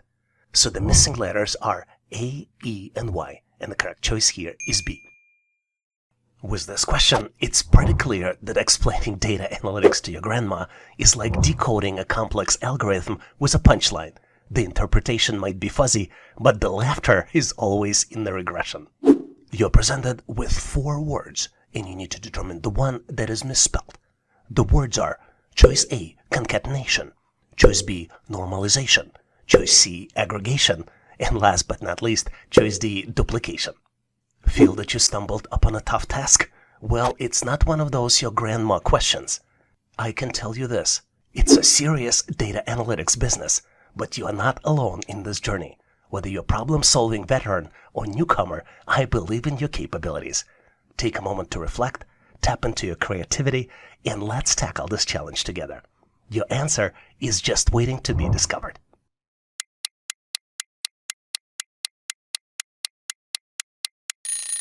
Are you ready with your answer? Let's move forward so we can sync up the solutions.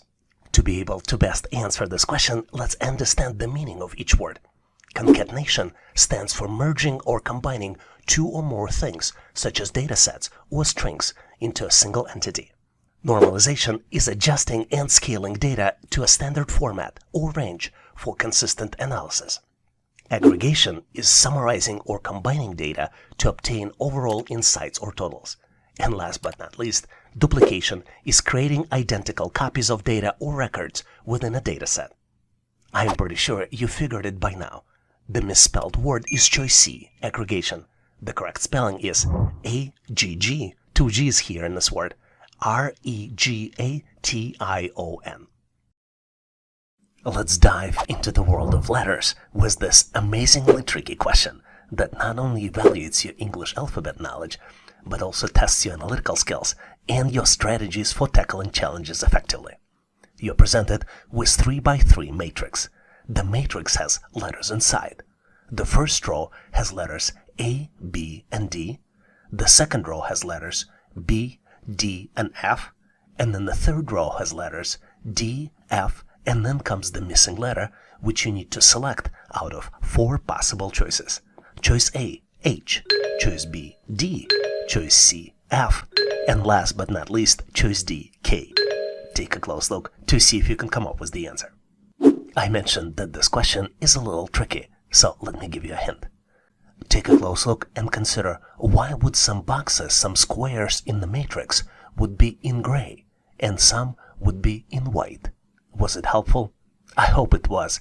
I've unlocked my answer and I'm excited to unveil some hints for you to share the answer. Let's explore the solution together. And obviously, if you've came up with the different and more creative alternative solution or tips how to solve these types of challenges effectively, make sure to post them in comments.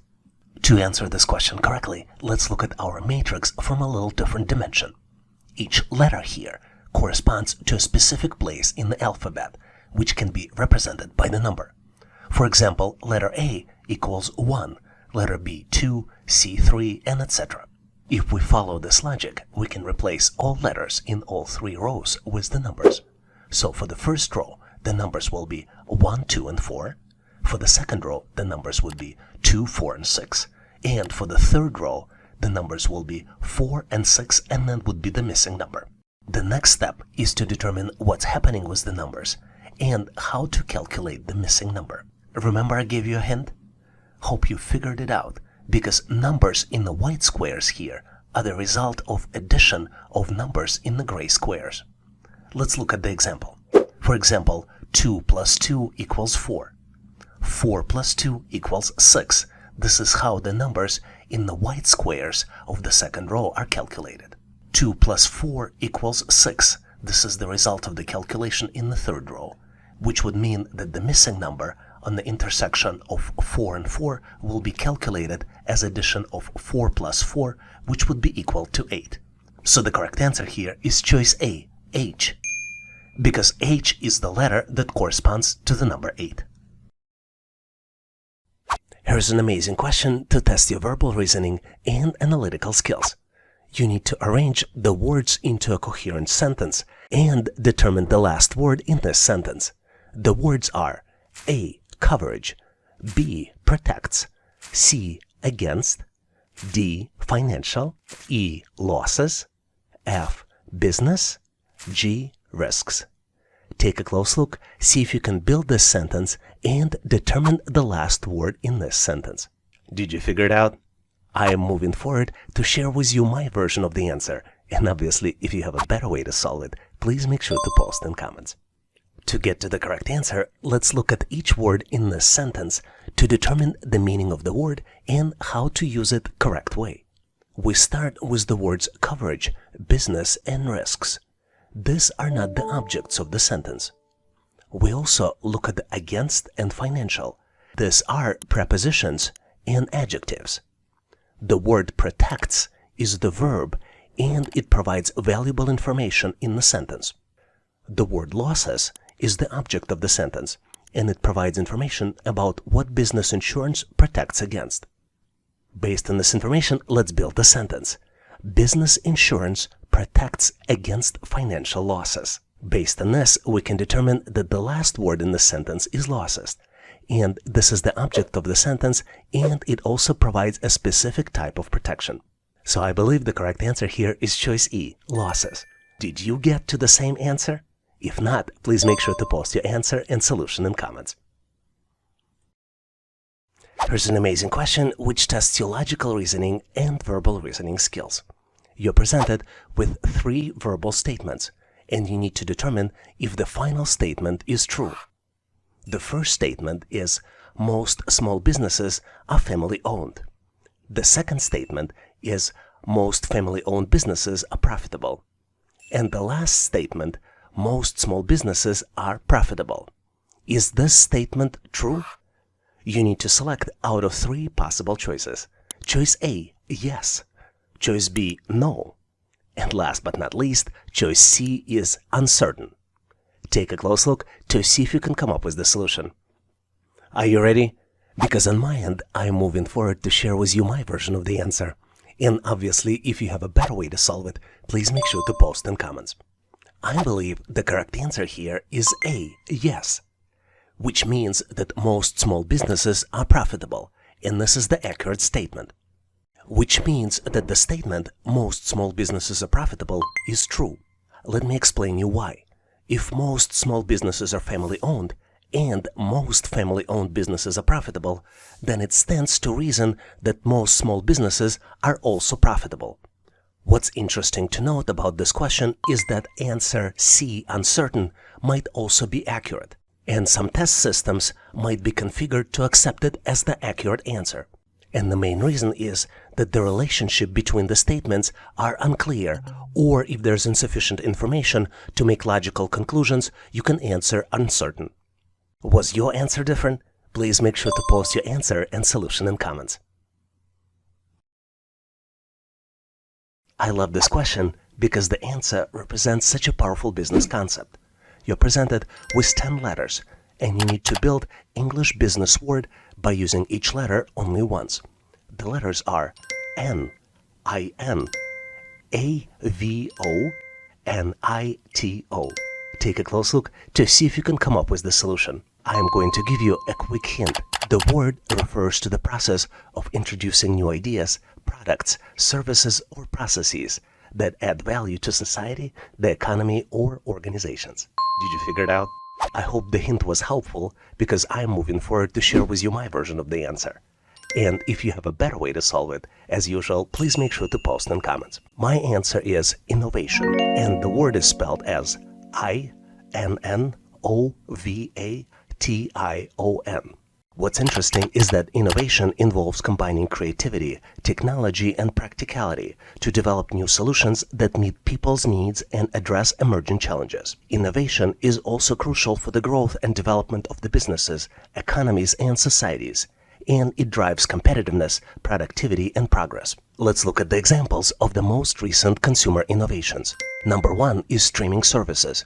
The popularity of streaming services such as Netflix, Hulu, and Disney Plus disrupted the traditional TV industry by offering on-demand access to the vast library of movies and TV shows. The fact that I can broadcast my videos and share them with you directly is also part of streaming services innovation. The next one on my list is electric cars. The development of electric cars by companies such as Tesla, Nissan, and Chevrolet has provided consumers with a more sustainable and energy-efficient alternative to traditional gasoline-powered vehicles. Another example of recent innovation is wearable technology. The emergence of wearable technologies such as smartwatches, fitness trackers, and virtual reality headsets had powered people to track their health and fitness, stay connected, and experience immersive digital content. We also recently enjoyed innovation of online marketplaces. Companies such as Amazon, eBay, and Etsy revolutionized the way people shop by providing them with vast selection of products, competitive prices, and fast delivery options. And last but not least on my list is the smart home technology. The rise of smart home technology allowed people to control and automate various aspects of their homes, from lighting and temperature to security and entertainment, using voice commands and mobile apps. Do you know any other examples of recent innovations? Please make sure to share them in comments so we can all learn. There's no better question to boost your IQ and brain power. You're presented with 3 expressions, and you need to find the missing item in the third expression. The first expression is B plus D equals F. The second expression is Z minus W equals C. And the third expression is D multiplied by E equals missing item. And you need to find and select the missing item out of 4 possible choices. Choice A, T. Choice B, S. Choice C, U. And last but not least, choice D, I. Take a close look to see if you can come up with the missing item. I'm going to give you a quick hint here. To solve this challenge, you need to know English alphabet. But it's one of the simplest alphabets available with only 26 letters. Are you ready? Let's move forward, so I'll share with you my version of the answer. And obviously, if you have a better way to solve it, please make sure to post in comments. To solve this challenge, you really need to have a good understanding of English alphabet. And not just the alphabet, but also analytically understand that you can assign a number for each letter of the alphabet. I already mentioned that there are 26 letters in English alphabet, and this is probably one of the first things you study when you study English. So the letters would be A, B, C, D, and so on. And you can go forward, and for each letter, you can assign the number. For example, letter A will get associated with number 1. Letter B will be associated with number 2. C with 3, D with 4, E with 5, and you can continue up to the letter Z, which would be associated with number 26. With this cross-reference, let's see if we can get a better conversion between letters and numbers. For example, expression B plus D equals F, in reality, after conversion, would be 2 plus 4 equals 6, which makes mathematical sense. Let's look at the second one. Z minus W equals C would in reality be equal 26, which is the number associated with letter Z, minus 23, which is the number associated with letter W, which would be equal to 3.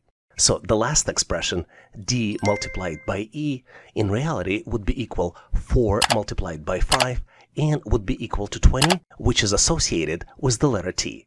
So the correct answer here is choice A, T. Did you get to the same answer? If not, please make sure to post your answer and rationale in comments. Here's an amazing question to test your English business vocabulary. You need to build English business word using all the letters presented on the screen, and you only need to use each letter once.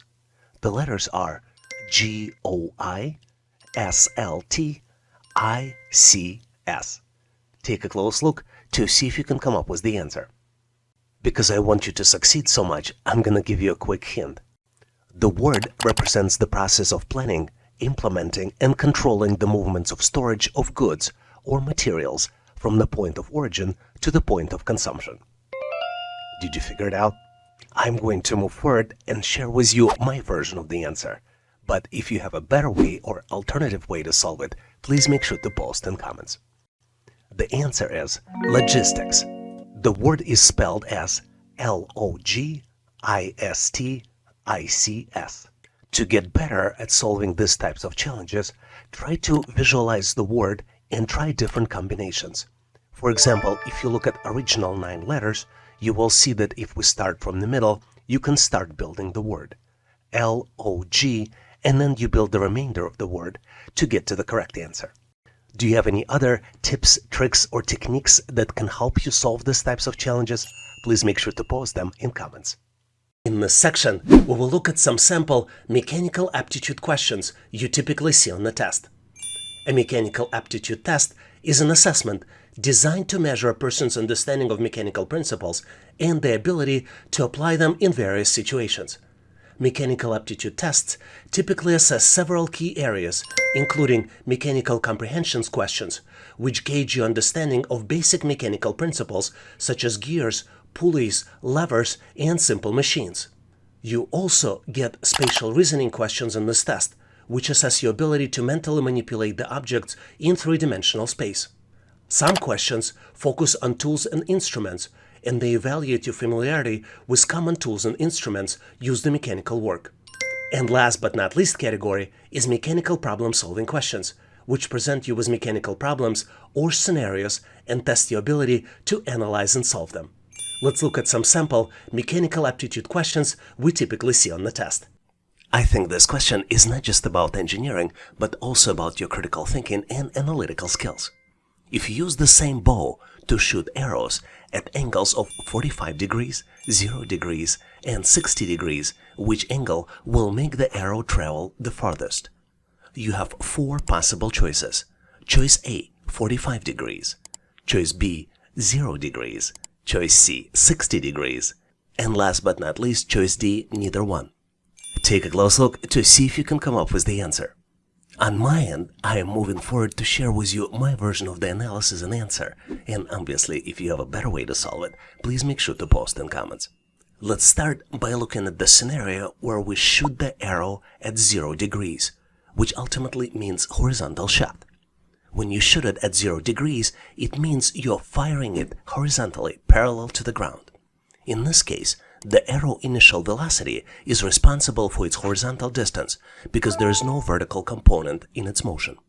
What's interesting here is that the arrow will cover some horizontal distance, but it won't travel very far because gravity starts acting on it immediately, pulling it downward. Now let's compare it to shooting an arrow at a 60-degree angle. This means we are launching it at a steeper angle upward compared with even 45-degree angle. What's interesting in this case is that while it still have a horizontal component, more of its initial velocity is directed upward. As a result, the arrow will reach a greater height but cover less horizontal distance before it hits the ground. Which brings us to the 45-degree angle solution. If you want to make sure your arrow reach farthest horizontal distance, you should shoot it at a 45-degree angle. 45-degree angle allows for the best balance between horizontal and vertical components of an arrow's motion, maximizing its range. So the correct answer here is choice B, 45 degrees. Did you get to the same answer? If not, please make sure to share your thoughts and rationale in comments so we can all learn. Here's an amazing question which tests your knowledge of objects, their properties, and the way they move from the top of the hill down to the ground. You're presented with 3 different objects, and you need to determine which object will reach ground first when pushed to slide from the top of the hill. You have 4 possible choices to select from. Choice A, wheel. Choice B, wooden box. Choice C, sticky substance. And last but not least, choice D, they all reach the ground at the same time. Take a close look, maybe pause this video to see if you can come up with the answer. On my end, I have my selection, so I'm moving forward to share with you my version of the answer. And obviously, if you have a better way to solve it, please make sure to post in comments. To determine the answer, let's look at each object individually. This will help us decide all the considerations related to their sliding from the top of the hill down to the ground. Let's start with the cube. Cube's shape may cause it to experience higher levels of friction against the slide, slowing its descent. But at the same time, sticky substance may move even slower, because the behavior of sticky substance will largely depend on its viscosity and adhesive properties. If the substance is highly viscous and adheres strongly to the slide, it may experience significant resistance and it will take much longer for it to reach the ground. In some scenarios, depending upon viscosity, the sticky substance may never reach the ground at all. Based on this, I think most likely sticky substance will be the slowest in reaching down the bottom of the slide, followed by the cube, which would be second in sliding down. So, as you might have guessed, I am putting my bets on the wheel. I think wheel's rolling motion will help reduce friction with the slide, allowing wheel to move more smoothly. This is why the wheel may reach the ground faster than all other objects. This is why I think the correct answer is choice A, wheel, because the wheel will roll and will have minimum friction to reach the ground. Did you come to the different conclusion? If yes, please make sure to post your answer, solution, and rationale in comments so we can all learn. Here's a very interesting question where you need to demonstrate your knowledge of tools and their uses. Samir is about to tackle a tricky repair job. You need to identify the essential tool featured in the image and select the option that best matches it. You're presented with 5 choices. Choices A, B, C, D, E. Take a close look to see if you can come up with the answer. On my end, I am moving forward to share with you my version of the solution. And obviously, if you have a better way to solve it, as usual, please post in comments. I believe you probably recognize the tool shown. It is screwdriver. But this is only the first step. In the second step, we need to identify all other tools shown and determine their relationship with screwdriver. I think choice A is a knife. A knife is a cutting tool, and it is not closely related to a screwdriver. Choice B is a nail. A nail is a fastening tool which is used to join materials, but it's also not directly related to the screwdriver. Choice D is a hammer. And hammer is a tool that's used to drive nails or other fasteners, which is different from screwdriver's primary function. And choice E is a bolt, which is the type of fastener, like a screw, but it's not directly related to a screwdriver. So, as you might have guessed, the correct answer here is choice C, screw. In fact, screwdriver is specifically designed for turning screws. When using a screwdriver, you insert its tip into the head of a screw and turn it to tighten or loosen the screw. You can even guess it based on the names, screwdriver and screw. This relationship between the screwdriver and the screw makes choice C the most closely related tool or object to the screwdriver in the given options. Was your answer different? Or maybe you had other considerations? If you did, please make sure to post them in comments so we can all learn. I love this question because it tests your spatial reasoning. And if you try to solve it on your own, it boosts your IQ and intelligence. You're presented with unusually looking shape, which have some measurements, and you need to calculate the perimeter of the given shape and select it out of 4 possible choices. Choice A, 6 feet. Choice B, 10 feet. Choice C, 12 feet. And last but not least, choice D, 14 feet. Take a close look to see if you can calculate the answer. I am pretty sure if you're a subscriber to this channel and practice these types of problems regularly, you'll do it easily. On my end, I am moving forward to share with you my version of the answer. And obviously, if you have a better solution, please make sure to post your answer and solution in comments. As you might be well aware, to calculate the perimeter, you need to add up the length of all the sides. In our object, we're presented with the steps that have measurements. And this object also has a solid sides at the bottom and on the left. So first, let's calculate the perimeter of the steps. The top sides are all 1 feet, and the heights of every step is also 1 feet. So the steps would be calculated 1 feet plus 1 feet plus 1 feet plus 1 feet, and then you do it 6 times because it has 6 sides, which means that perimeter of all the steps would be 6 feet. The bottom area, based on the measurements, would be 3 feet, and the left area would be 3 feet as well. So the total perimeter would be 6 feet for the steps, then 3 for the bottom, and we also need to add 3 feet for the left area, which would total to 12 feet. So the correct answer here is choice C, 12 feet. Did you get to the same answer? If not, please make sure to post your solution and rationale in comments. And now I have a question for you to practice your skills. You're presented with the seesaw. On the left of the seesaw there is a weight, and on the right side of the seesaw there is an acrobat. You need to determine in which direction should the acrobat move his body to balance the seesaw. And you have 2 choices, choice A to the left or choice B to the right. Take a close look, maybe pause this video to see if you can come up with the answer. And once ready, make sure to post your answer in comments so I can give you my feedback. Thanks for participating and good luck solving the challenge. Here's an amazing question to see how well you know the tools. You're presented with 5 tools, and you need to match the tool with the task performed. Choice 1, tool is used for making curved cuts in various materials. Choice 2 is used to loosen or tighten plumbing pipes. Choice 3, used to apply sparkle or correction putty. Choice 4 is used to apply lubrication to gears and machinery. And last but not least, choice 5 is used for cutting down trees, trimming branches, and processing woods. And you need to match this description with choices A, B, C, D, and E. Take a close look to see if you can come up with the answer. Are you ready? I think I'm ready on my end, so I'm moving forward to share with you my version of the answer. And obviously, if you have a better way to solve it, please make sure to post in comments. Let's start with the choice 1. I believe the description for choice 1 is a jigsaw. Jigsaw is a handheld power tool equipped with the reciprocating blade used for making intricate curved cuts in the materials such as wood, metal, or plastic. And description 1 matches image B. I think choice 2 matches the pipe wrench. And a pipe wrench is a specialized hand tool used for gripping and turning plumbing pipes to tighten or loosen them during installation or repair. As you might have guessed, description 2 matches the image E. I think description 3 matches putty knife. And the putty knife is a flat, flexible tool, often with a metal blade used for applying and smoothing substances like sparkle, correction putty, or paint on surfaces. And description 3 matches choice C.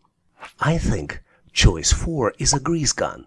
A grease gun is a handheld device designed for applying lubricating grease to machinery, gears, or bearings to reduce friction or maintain proper functioning. And last but not least, description 5 resembles a chainsaw. Chainsaw is a portable mechanical saw with a rotating chain of sharp teeth, commonly used for felling trees, cutting branches, and processing wood in forestry, construction, or landscaping. You can see grease gun matching image A and chainsaw matching image D. Did you come up with any other conclusions? Or maybe have some other thoughts about this question? Please make sure to post your feedback and rationale in comments so we can all learn. This is one of the most exciting questions because it allows you to test your analytical skills and understanding of physics. You need to determine which fan throws more air if all the fans rotate at the same speed. The choices are fan A, fan B, fan C, and last but not least, choice D, neither fan. Take a close look to see if you can come up with the answer. Are you ready? I am moving forward to share with you my version of the answer. And if you have a better way to solve it, please make sure to post in comments. As you might be well aware, there are two key factors to help determine the airflow rate.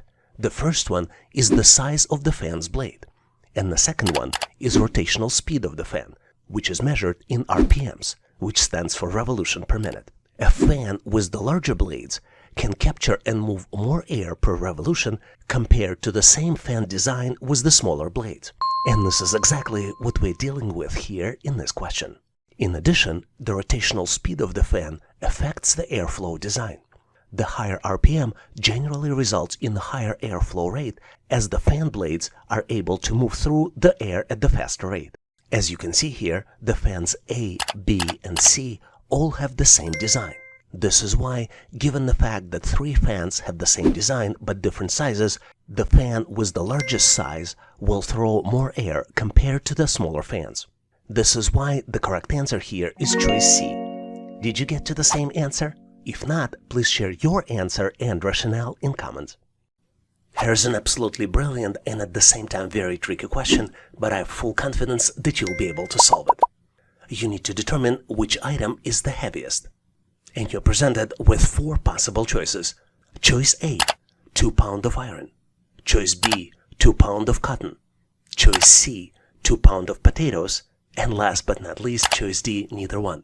Take a close look to see if you can come up with the answer.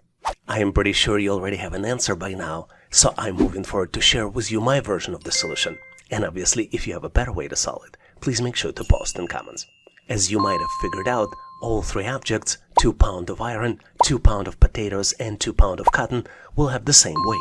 The explanation for this is that the weight of an object is determined by the force of gravity acting on it, and this force is proportional to the mass of the object. Since all three objects have a mass of 2 pounds, they will experience the same gravitational force and therefore will have the same weight. But the confusion here is that the density of these objects is different. Density is a measure of how much mass is packed into a given volume. Iron is much denser than potatoes or cotton. This is why, if you have to compare the volume occupied by each object, the iron will take up less space than the potatoes or the cotton. Presented images are very misleading and were designed to confuse you. So the correct answer here is choice D, neither object, since neither object is the heaviest. And now I have a question for you to practice your skills. We have three different scenarios of person moving the object, choices A, B, and C.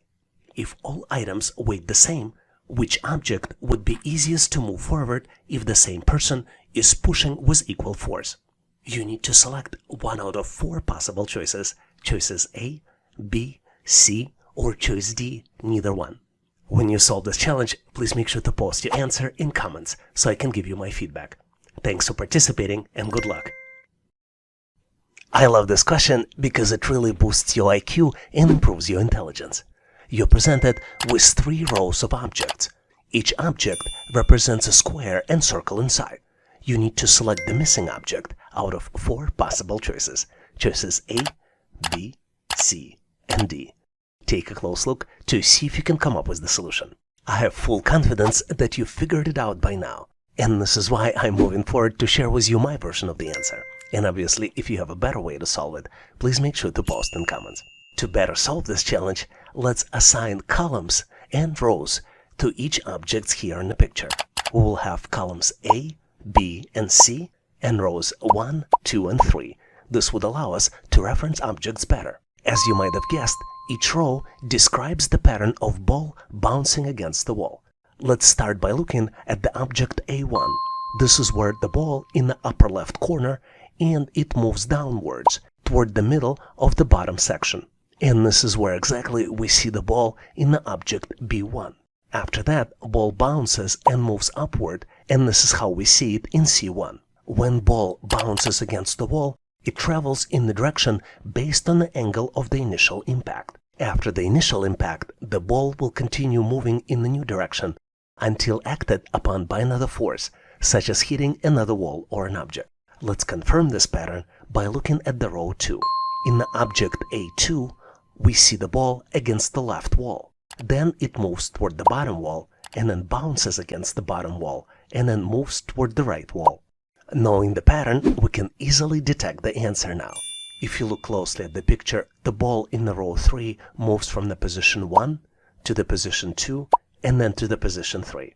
So the correct answer here is choice C. Did you get to the same answer? Or maybe you know the tips how to solve these problems better. Please make sure to post and share them in comments so we can all learn. Here's an amazing question to test your knowledge of mechanical movement of objects. You're presented with the picture of person moving the object, and you need to determine if all objects weigh the same, which one will be easiest to move forward if the same person is pushing with equal force. You need to select one out of 4 possible choices. Choice A, person moving forward a cube. Choice B, person moving forward a hexagon. Choice C, person moving forward a ball. And last but not least is neither one. Take a close look to see if you can come up with the answer. On my end, I'm moving forward to share with you my version of the solution, and obviously if you have a better way to solve it, please make sure to post in comments. Let's analyze all shapes individually to better understand the answer. Let's start with the cube. Cube typically has a symmetrical weight distribution, which can contribute to its stability when moving on the ground. However, due to its edges and corners, a cube can experience higher levels of friction when compared to objects with rounded shapes and will be hard to roll. Most likely way of moving the cube forward would be pushing it, which will create a lot of resistance. Now let's look at the hexagon. Hexagon has 6 sides, and the shape can vary depending upon the specific dimensions and proportions. Compared to a cube, a hexagon generally has fewer edges and corners, which reduces the friction and makes it easier to move on the ground by rolling. Even though it might be easier to move than the cube, the ease of movement will also depend on the specific dimensions and weight distribution of the hexagon. Which brings us to choice C, sphere or ball, which typically has a smooth surface. The absence of edges and corners reduces the contact area with the ground, which results in a lower friction. This makes it easier to move the ball forward by rolling on the ground, compared to objects with edges or corners. This is why choice C is correct. It will have minimum friction and will facilitate smooth movement with minimum resistance. Here's the challenging problem by solving which you will boost your cognitive abilities. You're presented with 5 hints, and using these hints, you need to unlock the code and open the lock. The hints are: in the digits 2, 4, 8, only 1 digit is correct and well placed.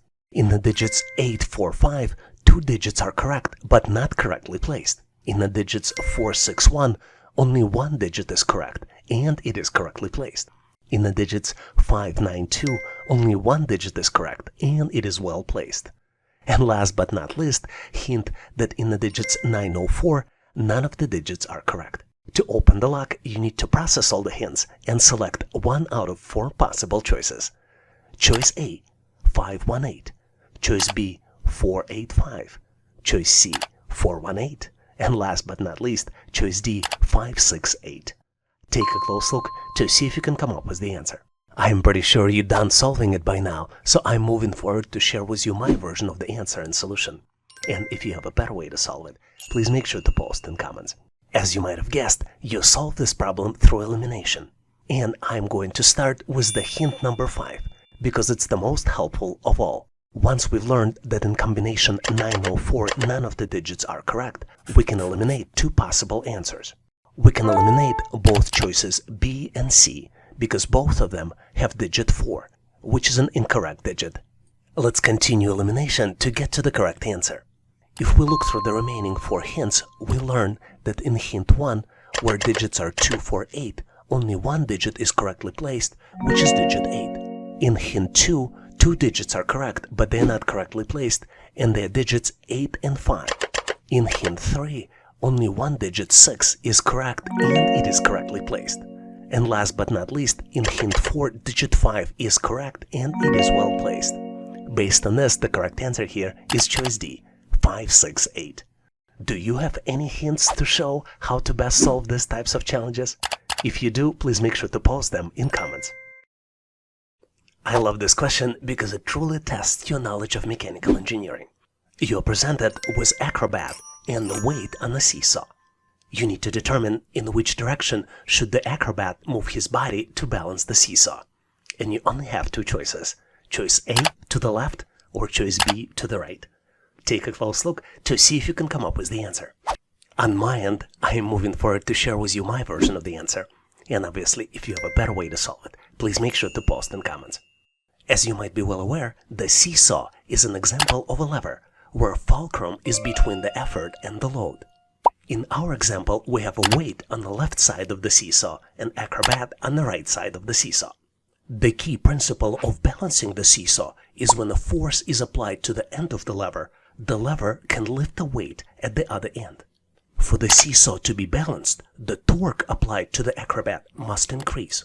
Since the acrobat's weight is constant, the only way to increase the input torque is by increasing the distance from the fulcrum. If acrobat moves in the direction B, this will shift the acrobat's center of gravity further from the fulcrum, resulting in a greater torque, thereby balancing it. So the correct answer here is choice B, moving the acrobat to the right. Here's an amazing problem where you need to exercise your brain and cognitive skills by calculating not just one number, but 2 numbers. You're presented with the scale, and you see that the value of diamond as well as the sum values are missing. And you need to ensure that scale remains balanced by calculating the value of the diamond as well as the sum. And once you've done with your calculations, you need to select out of 4 possible choices. Choice A, values 18 and 96. Choice B, values 12 and 88. Choice C, values 20 and 92. And last but not least, choice D, values 19 and 94. Take a close look, maybe pause this video to see if you can complete the calculations. On my end, I am moving forward to share with you my version of the calculations. And obviously, if you have a better way to solve it, please make sure to post in comments. To solve this challenge, let's look at the picture closely to better understand what we're dealing with. We're presented with the multi-tier scale, and this scale has 4 tiers: Tier 1, Tier 2, Tier 3, and Tier 4. Scale remains in balance because values on the left side and on the right side are equal, and the values are represented by the total of numbers inside of each shape. For example, circle has number 12, hexagon has number 6, triangle has number 3, and square has number 4. Let's look closely at Tier 3 to better understand how this tier remains in balance. As I already mentioned, each tier remains in balance because the numbers are equal on both sides. So on the left of the Tier 3, we have 2 hexagons with total value of 12. On the right of the Tier 3, we have hexagon, which equals number 6, plus 2 triangles, 3 plus 3. So on both sides, the total value is 12. This is why Tier 3 remains in balance. Now let's look closely at the Tier 2. On the left of the Tier 2, we have 2 circles. Each circle has a value of 12. 2 circles would be equal 24. On the left of the Tier 2, we have 2 circles with total value of 24, and the entire Tier 3, which also equals 24. This what keeps Tier 2 in balance. Now, knowing this logic, we can calculate the missing value on Tier 4. Because Tier 4 needs to remain in balance, the value of 12 plus 6 should be equal to the missing value, which means that the missing value is 18. And the total sum will be calculated as the sum of all the numbers. The sum of Tier 2 and Tier 3 would be 24 plus 24 plus 48 on the right side of Tier 1, which would equal 96. So the correct answer here is choice A, 18 and 96. Did you get to the different answer? Please make sure to post your answer and solution in comments. Let's look at the question where you need to determine the trajectory after parachutists jump from the plane. Obviously, based on the wind and other external conditions, there would be multiple choices. But fortunately, you need to select only one out of 4 possible choices. Choices A, B, and C. And if none of the choices A, B, and C is correct, you need to select choice D, which would represent neither one. Take a close look to see what is the parachutist's trajectory after jumping from the plane. I have full confidence in your skills and knowledge, so I'm moving forward to share with you my version of the answer. And obviously, if you have a better way to solve it, please make sure to post in comments. To better understand the answer, we need to determine what changes from when parachutist is inside the plane and when parachutist jumps from the plane. When parachutist is inside the plane, both the parachutist and the airplane are moving together in the same direction. When parachutist jumps from the plane, there are multiple forces that will determine the trajectory. Number 1 is inertia. According to Newton's first law of motion, the law of inertia, the parachutist will continue moving forward in the direction of the plane. Initially, the parachutist will have the velocity they had inside the plane, but they will slow down over time due to air resistance. Another force that will define the trajectory is the force of gravity. As soon as the parachutist leaves the plane, they will be subject to the force of gravity. Gravity pulls the parachutist downward toward the earth. And the last force that will drive the trajectory would be acceleration due to gravity. Acceleration due to gravity is the force that pulls objects toward the earth. When something is in the air, gravity causes it to fall toward the ground. The acceleration due to gravity is always the same for all objects near the Earth's surface, and it means that objects will fall faster and faster the longer they fall. So let's look closely at what's going to happen after parachutist jumps. After jumping, the parachutist initially maintains the horizontal velocity due to inertia. Once outside the airplane, they accelerate downward due to gravity until they reach terminal velocity. The deployment of the parachute increases air resistance, allowing for controlled descent, allowing parachutists to land safely. The closest answer that describes the solution is choice A. Is this what you got in your answer? If not, please make sure to post your solution and rationale in comments so we can all learn. In this section, we will look at the personality assessment test questions.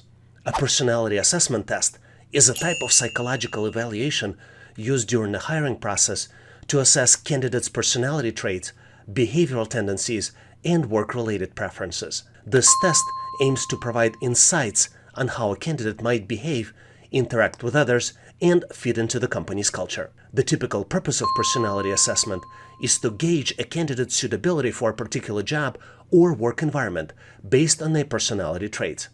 Personality assessment test helps employers to identify individuals who possess the desired characteristics and align with the organizational values. Let's look at some sample personality assessment test questions we typically see on the test.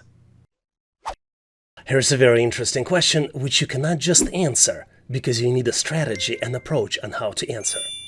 You need to select from 2 statements, one that best describes you and one that describes you the least.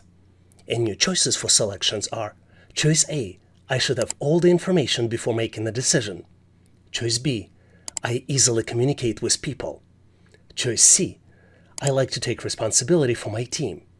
And last but not least, choice D, I prefer long-term projects over short-term ones. Take a close look to see if you can come up with the answer. And more importantly, you need to decide on what type of considerations you would choose to answer this particular question. On my end, I am moving forward to share with you my version of the answer. And obviously, if you have a better way to solve it, please make sure to post in comments. I think is that the most important consideration here to answer this question is job relevance. You need to consider the requirements and responsibilities of the role that you're applying for. For example, one differentiation might be individual contributor role versus leadership role. By doing this differentiation, the describe me the most will identify statements that will demonstrate the good fit for the particular job position. And for describe me the least will provide reasons why, based on the position, this may not be applicable. And obviously, you would need to support the answer with the examples from your past career. Let's look at how you might consider answering this question if you're applying for individual contributor jobs. The individual contributor jobs is where you as individual responsible for the outcomes. Samples of these jobs might be data analyst, research scientist, software engineer, quality assurance specialist, financial analyst, technical writer, graphics designer, and a lot of others. Here the preferential answers would be choices A and D. Let's look at choice A first. Choice A, I should have all the information before making the decision. The statement for individual contributor job suggests the preference for thoughtfulness and careful decision making. In an individual contributor role, it's important to be detailed-oriented and make informed decisions based on available information. This trait can be valuable in roles that require precise execution and attention to details.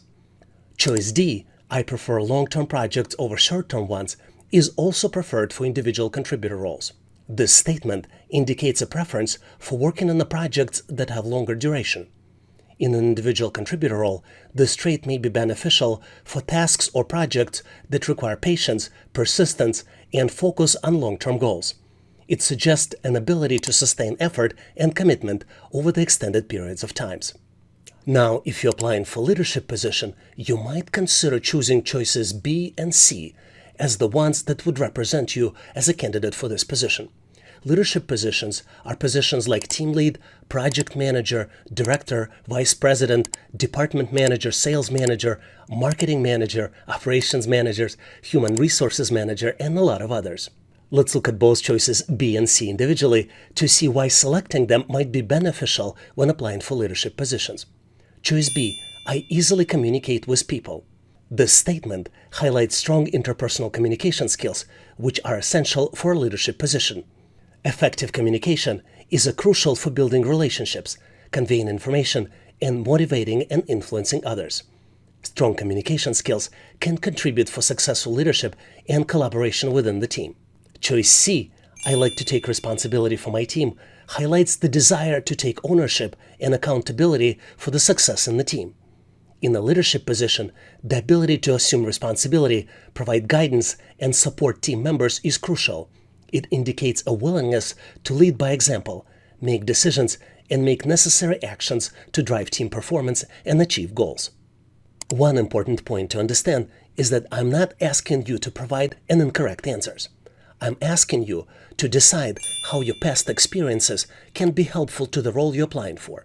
There is a valid you selected to apply for this particular position, and the reason is because you believe your qualifications are aligned with position description.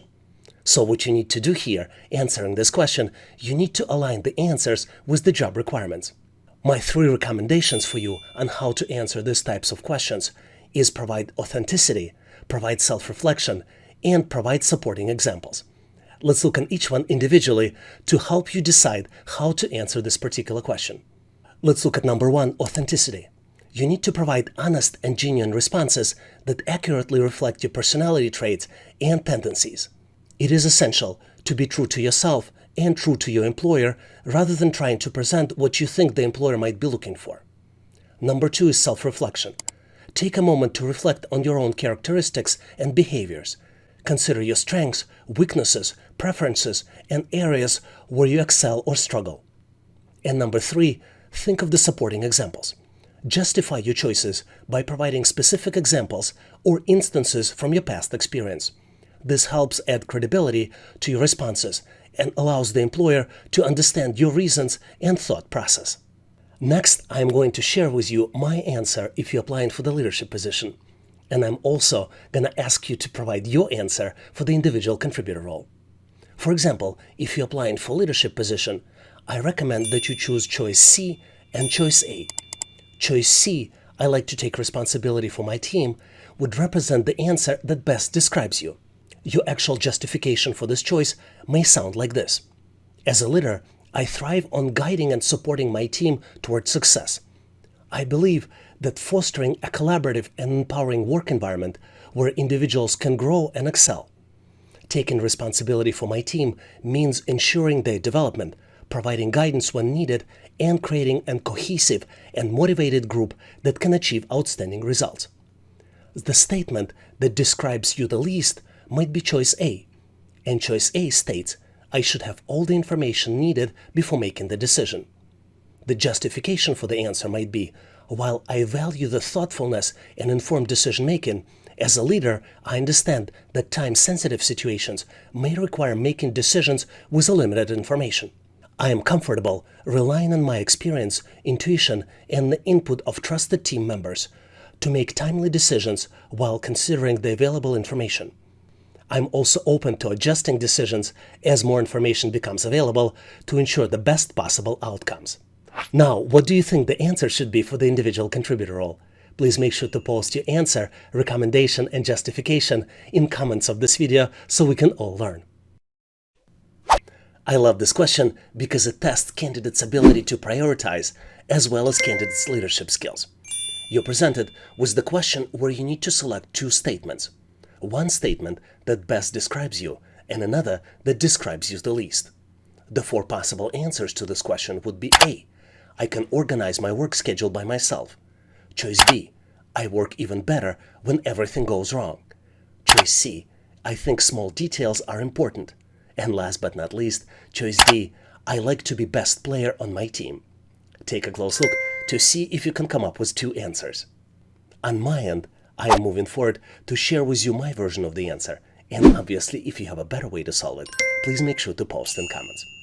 Let's first look at the important considerations on how you can select the right answer. There are three important considerations here, and they all fall into one category: job relevance. You need to consider the requirements and responsibilities of the role you're applying for. Number two, you need to think about how each statement relates to the demands of the position. And last but not least, number three, you need to choose the statement that demonstrates a good fit for the job and showcases qualities that would be beneficial for the specific context. Let's take a look at how you would select the right answer in the specific categories. Let's start by looking at the choice A. I can organize my work schedule by myself. If you choose this answer, it would show that you're a self-structured person that could work independently. Choice B. I work even better when everything goes wrong shows your stress tolerance, your ability to work in stressful and unpredictable situations. Choice C. I think small details are important would show your level of attention to details that could be important for jobs such as accounting, programming, controller, and other jobs that require attention to details. And last but not least, choice D, I like to be the best player on my team, shows how competitive you are. This is a good choice for the sales position, but could be a problematic choice for the manager roles. Let's look at the examples of the choices that best describe me. One of the choices that you might select would be choice A. I can organize my work schedule by myself. I'm a very disciplined person. I can independently prioritize different tasks, and I can take responsibility of the results of my job. I prefer to organize my work schedule by myself without over-attention from managers. I can be much more productive by working in this way. This is why I selected the choice A. I can organize my work schedule by myself. Now let's look at the choice that least describes you and considerations you might consider providing. For that statement, I selected choice D. I like to be the best player on my team. Of course, I want to show off my skills and I want results be fairly evaluated. But I understand the importance of teamwork for good results. And in this way, I can do a back office job when it's necessary. I will put overall results of my team in the first place, even if it's temporarily slows down my own results and my progress. Do you have any other suggestions on how you can answer this type of questions? Please make sure to post them in comments so we can all learn. In this section, we will look at Microsoft Excel questions frequently used in a test. Microsoft Excel test is a standardized assessment designed to measure an individual's proficiency in using this powerful spreadsheet software application. This test assesses a candidate's knowledge and skills in various Excel functions, formulas, data manipulation, formatting, and data analysis. It is commonly used by employers during the hiring process to determine a candidate's level of Excel proficiency.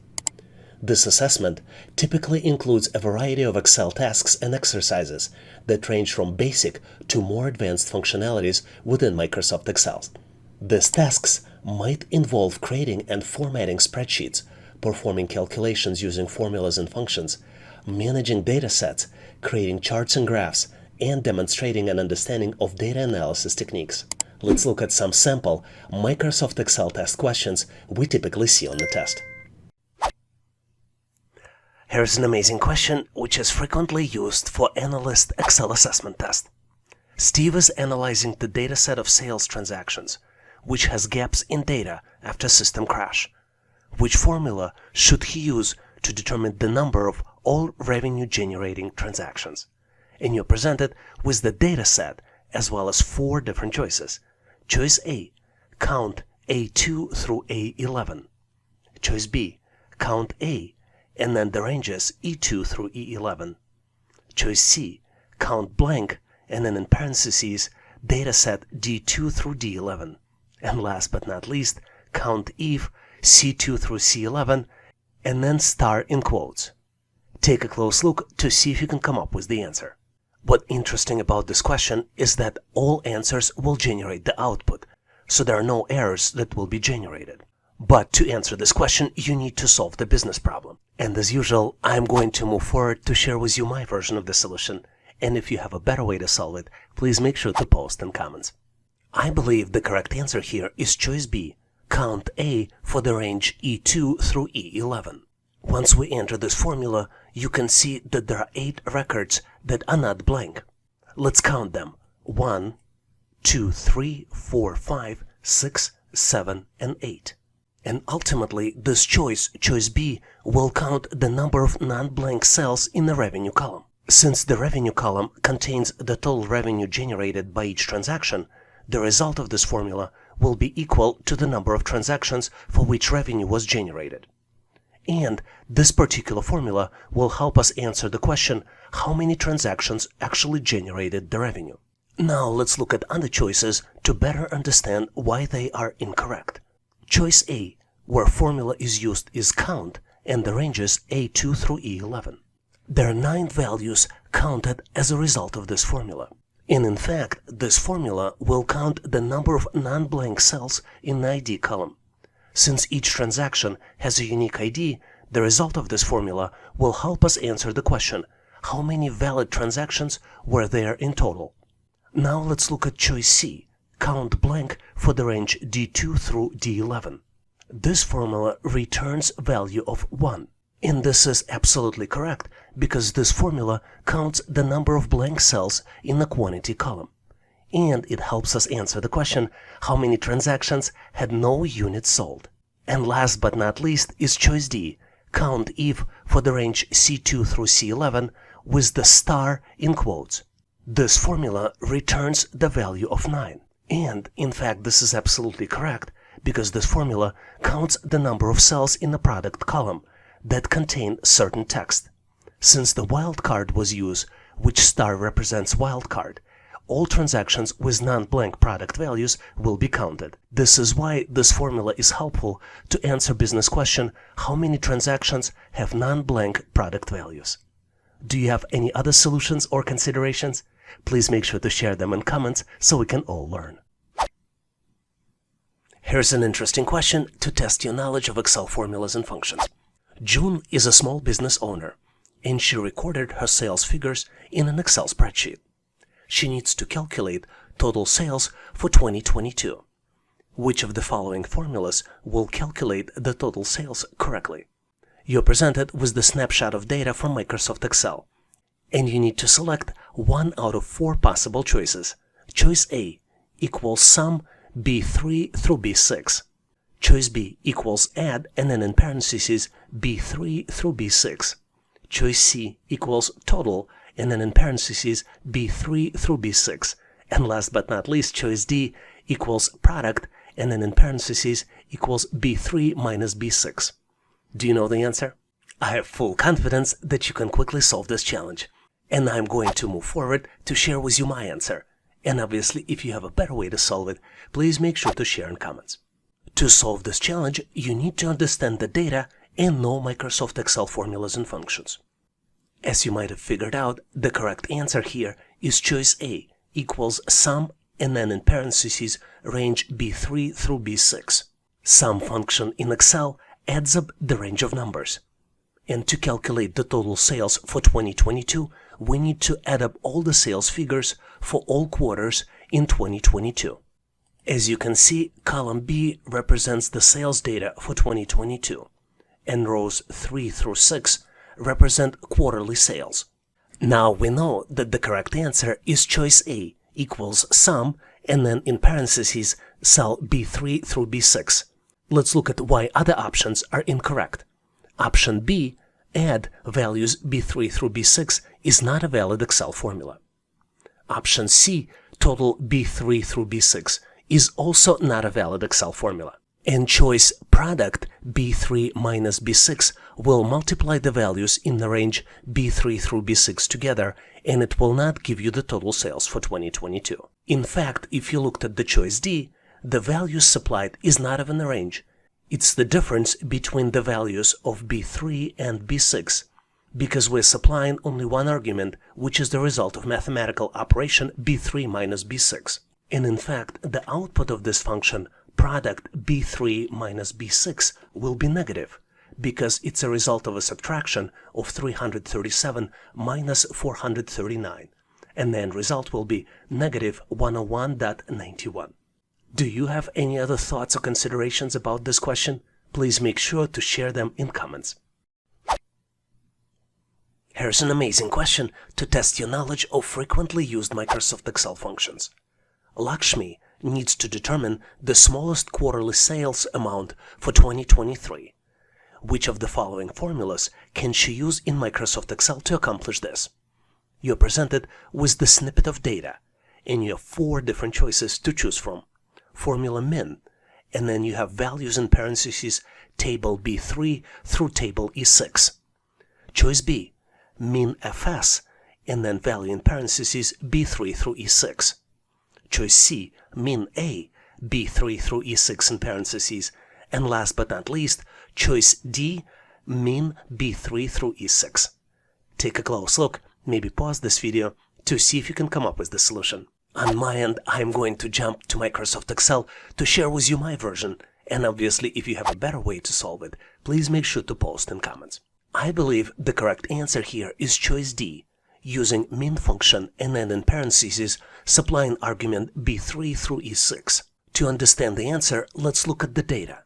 We have source data for quarterly sales located in the range B3 through E6. We have 4 salespeople on the left, and then we have quarterly sales represented in the row 2. Min function returns the minimum value in the range of cells, and it can be used to determine the smallest quarterly amount for 2023. Since the formula is correct and the range of cells selected is correct, min function will calculate the smallest amount, and smallest amount is equals 253.11. To reinforce the knowledge, let's also look at the incorrect answers to better understand why they are incorrect. Choice A is incorrect because it does not return the valid results. Let's try it. You see that the syntax is not correct. Choice B, min ifs function, sends the incorrect number of arguments into the function and thus generates an error. You've entered too few arguments for this function. Choice C, on the other hand, min a function, has too many arguments and doesn't return any results. So the correct choice here is choice D, when we use the min function to find the smallest sales. Do you have any other suggestions? Please make sure to post them in comments. Here's an interesting question to test how well you know average formula as well as its variations. Isabella is trying to calculate the average new wave sales across all the regions. Which formula should she select? You're presented with the data set as well as 4 different choices.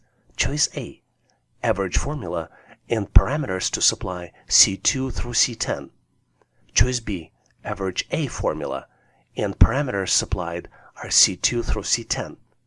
Choice C, average if formula and the values are C2 through C10 and the second parameters is greater than 0. And last but not least is average if S, and then as the arguments you see the range C2 through C10, second argument is range A2 through A10, third argument is not equal to D, fourth argument B2 through B10, and the last argument is not equals to south. Take a close look to see if you can come up with the right answer. And on my end, I am going to jump to Excel to show you my version of the solution, And obviously, if you have a better way to solve it, please make sure to post in comments. As you might have guessed, the correct answer is choice A. All you need to do is type the average formula and then select the data set C2 through C10 to calculate the average sales value for all the regions. What's interesting about choice B is that technically it is also a correct answer.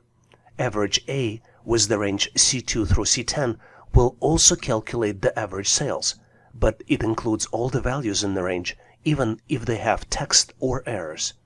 In this case, since all values in the range are numbers, the two functions, choice A and choice B, will give you the same result.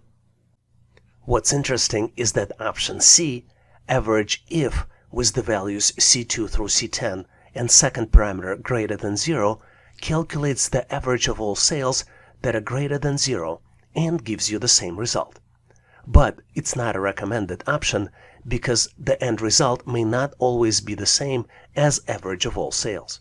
And the last choice, option D, average if S with all the parameters that we supply, calculates the average sales for all products and regions, except for the product soda and except the values in the South region. This is more specific calculation than the average of all sales and does not represent the right answer. Did this question trigger some thoughts or considerations in your mind? Please make sure to share in comments so we can all learn. And now, here's the practice question for you. In this question, I'm not going to give you the answer, but instead, I'm going to ask you to post your solution in comments so I can give you my feedback. June is a small business owner, and she recorded her sales figures in Excel spreadsheet. She needs to calculate total sales for 2022. Which of the following formulas will calculate the sales correctly? You're presented with the data set and 4 different choices. Formulas are sum, add, total, and product, and they point to the range B3 through B6. Take a close look to see if you can answer the business question. And once ready, make sure to post your answer in comments so I can give you my feedback. Thanks for participating and good luck. Here's the very interesting question to test your knowledge of rounding in Microsoft Excel. Technology startup company sent 46 members for an off-site training. At the training facility, they were organized into 7 member groups. Which Excel formula do you need to use to calculate number of teams with all members, ignoring any remainders? You're presented with 4 different choices. Choice A, divide cell A2 by B2. Choice B, you use round down formula and supply A2 divided by B2 as a first argument, and as a second argument you supply 0. Choice C, you use round formula and then supply A2 divided by B2, and second argument you supply as 0. And last but not least, you use round up formula, and then in parentheses you supply division of A2 by B2 and second argument as 0. Take a close look to see if you can come up with the answer. Because on my end, I am moving forward to share with you my version of the solution. And obviously, if you have a better way to solve it, or have any other feedback or suggestions, please make sure to post in comments. I believe the correct answer here is choice B, round down. And the reason is because to solve this challenge, we need to use Excel formula which rounds the number down to the nearest integer. To simulate this scenario in Microsoft Excel, let's use round down formula. And you can see that it rounds a number down towards 0. And then let's supply arguments A2 divided by B2. And the second argument, which indicates how many digits we're rounding down to, would be 0. And then you see that the number of full-size teams is 6. If you don't trust Excel like I do, let's confirm the calculations by dividing the cell A2 by B2 without using any formulas, and you see that the number here that was calculated is 6.5714, and the full number is 6, which meets our criteria for original question. Do you have a better solution? Please make sure your version and rationale in comments. In this section, we will look at the logical reasoning questions that are used to evaluate candidates' ability to reason and draw logical conclusions from the information given. The questions on this type of test typically involve sequences of shapes and numbers, analogies, and deductive reasoning questions. Let's look at some sample logical reasoning assessment test questions to get you prepared. Here's a puzzling question for you, but I have full confidence that you can solve it quickly. You're presented with 4 by 4 matrix, and the numbers are, starting in the upper left corner, 9, 8, 3, 4. The second row numbers are 2, 9, 2, and then comes the missing number. The third row starts with 4, 6, 2, 0. And last but not least row is 7, 6, 2, and 6. You need to calculate the missing number, and you have 4 different choices to select from. Choice A, 2. Choice B, 5. Choice C, 6. And last but not least, choice D, 7. Take a close look to see if you can come up with the solution. Did you get to the right answer? I hope you did, because I'm moving forward to share with you my version of the solution. And obviously, if you have a better way to solve it, please make sure to post in comments. You're probably tired of hearing this on this channel, but to solve these types of challenges, you need to detect the pattern. And the pattern here is that the last 2 digits are equal to the sum of the first 2 digits multiplied by 2. Let's look at the example. The first row contains numbers 9, 8, 3, 4. And the expression here is that 9 plus 8 in parentheses multiplied by 2 equals 34.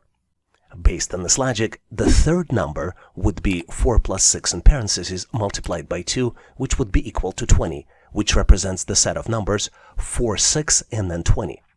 And then the last row would be 7 plus 6 in parentheses multiplied by 2, which would be 13 multiplied by 2, which would be equal to 26. So the missing number would be calculated as 2 plus 9 multiplied by 2 equals 22. So the correct answer here is choice A, 2. Did you get to the same answer? If you didn't, or maybe you got to a different answer, please make sure to post your version in comments. Here's a tricky problem which some might find challenging, but you, being a subscriber to this channel, will solve very easily. You're presented with 3 expressions. Each expression is of a different color. And one of the items in the third expression, which represented by the blue color, is missing. You need to select the missing item, which is currently question mark, out of 4 possible choices. Choices A, B, C, and D. Take a close look to see if you can come up with the answer. Consider pausing this video to see if you need more time to find the solution. On my end, I'm moving forward to share with you my version of the answer. And obviously, if you have a better way to solve it, please make sure to post in comments. To solve any challenge, the key is to find the pattern. And this question is no exception. The pattern here is rather unusual, but it still exists.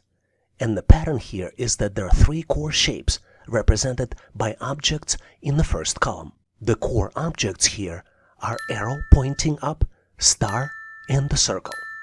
And all remaining objects are just the variations which is created by merging core objects into another object.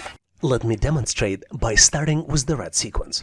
Red sequence is created by starting with arrow, merging arrow with the star, and then merging the result with the circle. Yellow expression is created by starting with the star, merging it with the circle, and then merging the result with the arrow. And last but not least, blue sequence starts with the circle, completes the merger with the star, and then missing item can be created by doing another merger with the arrow. As you might have noticed, the objects here presented as expressions instead of being a sequence. There's no other reason to do it than just to confuse you. Did you get to the same answer? If not, please post your ideas, solution, and rationale in comments. I love this challenge because it tests your analytical skills and spatial reasoning skills so well. You need to find the resulting shape after the transformations. You're presented with the square that consists of different triangles of a different color. And you need to turn the original shape 90-degree clockwise 3 times. You have 4 different choices to select the shape after the transformations. Choice A, B, C, and D. Take a close look to see if you can calculate the final solution. Did you figure it out?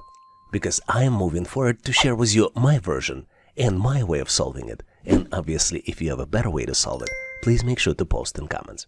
To solve this challenge, you need to mentally turn the original shape 90 degrees 3 times.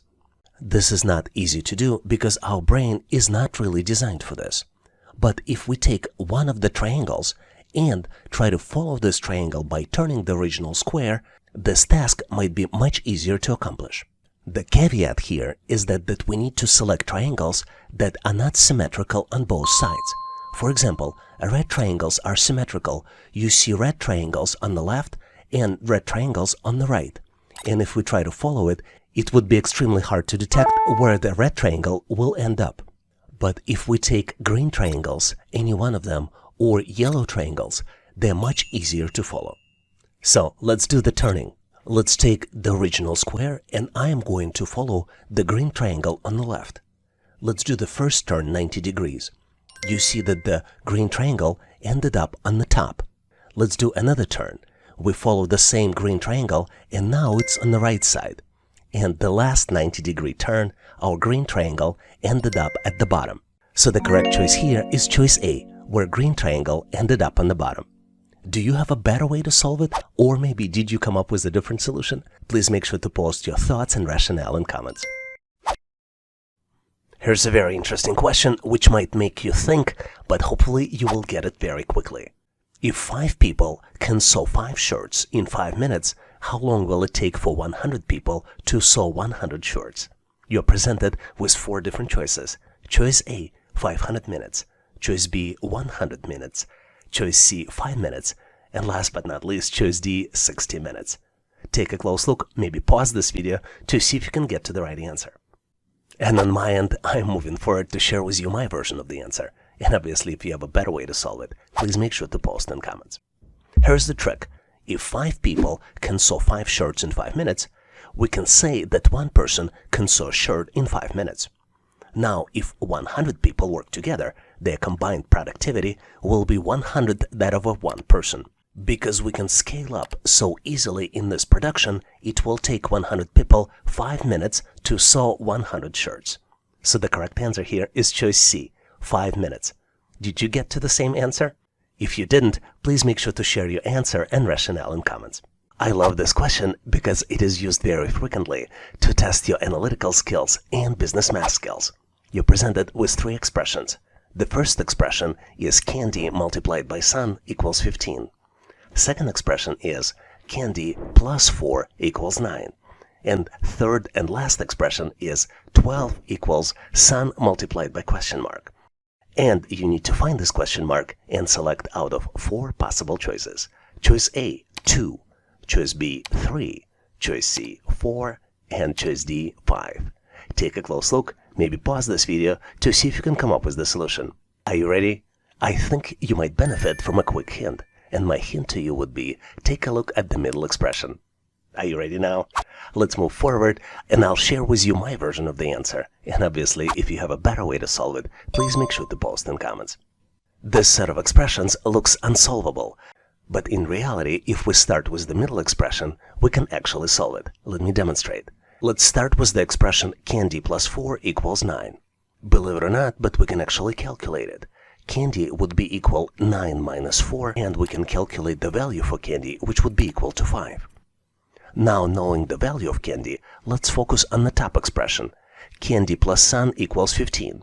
We know that the value of candy is 5, and when we substitute candy, it would be equal 5 multiplied by sun equals 15. So the calculated value for the sun would be 3. And now we can focus on the last expression. 12 equals sun multiplied by question mark. We know that the value of sun is 3, and we can substitute it, and the new expression will be 12 equals 3 multiplied by question mark. Question mark can be calculated by 12 divided by 4. So the end result would be answer C, 4. If you came up with the different answer, please post your answer and solution in comments. I enjoy solving pattern questions because they're so easy to understand, but sometimes not so easy to solve.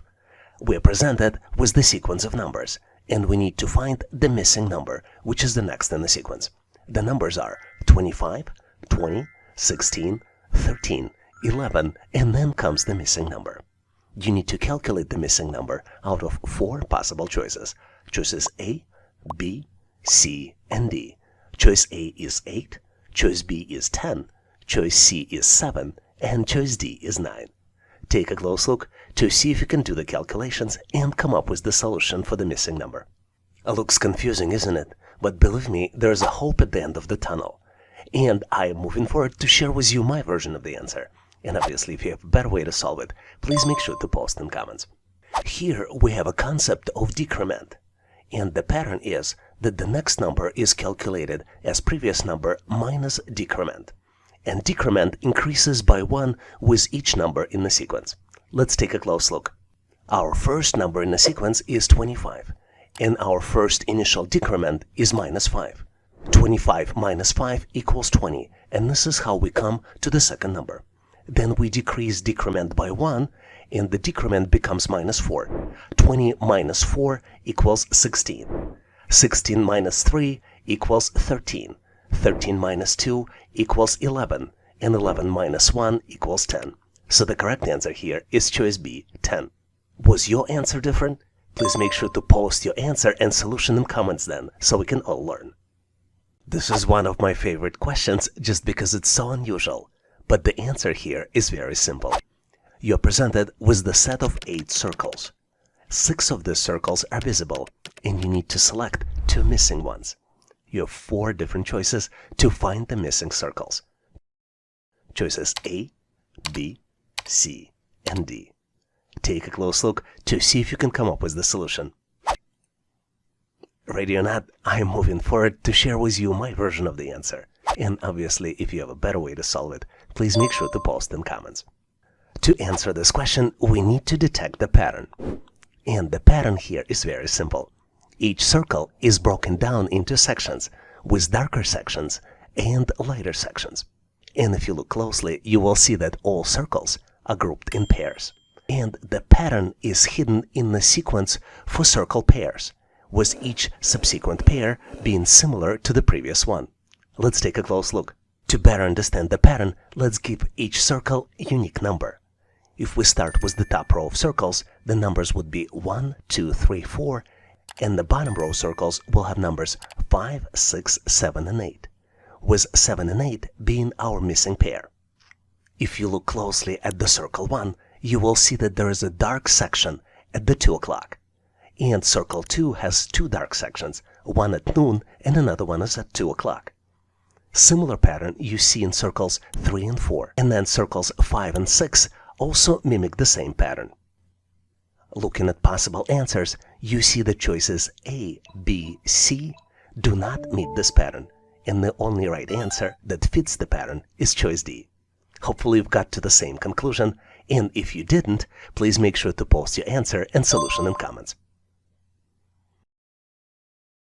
Here's the very interesting drum problem, which I have full confidence that you will solve very quickly. You're presented with 3 drums, and the next drum in the sequence is missing. You need to select the next drum out of 4 possible choices. Choices A, B, C, and D. Take a close look to see if you can come up with the answer. Did you figure it out? You would be surprised how simple the answer is. And that's why I'm moving forward to share with you my version of the solution. And obviously, if you have a better way to solve it, please make sure to post in comments.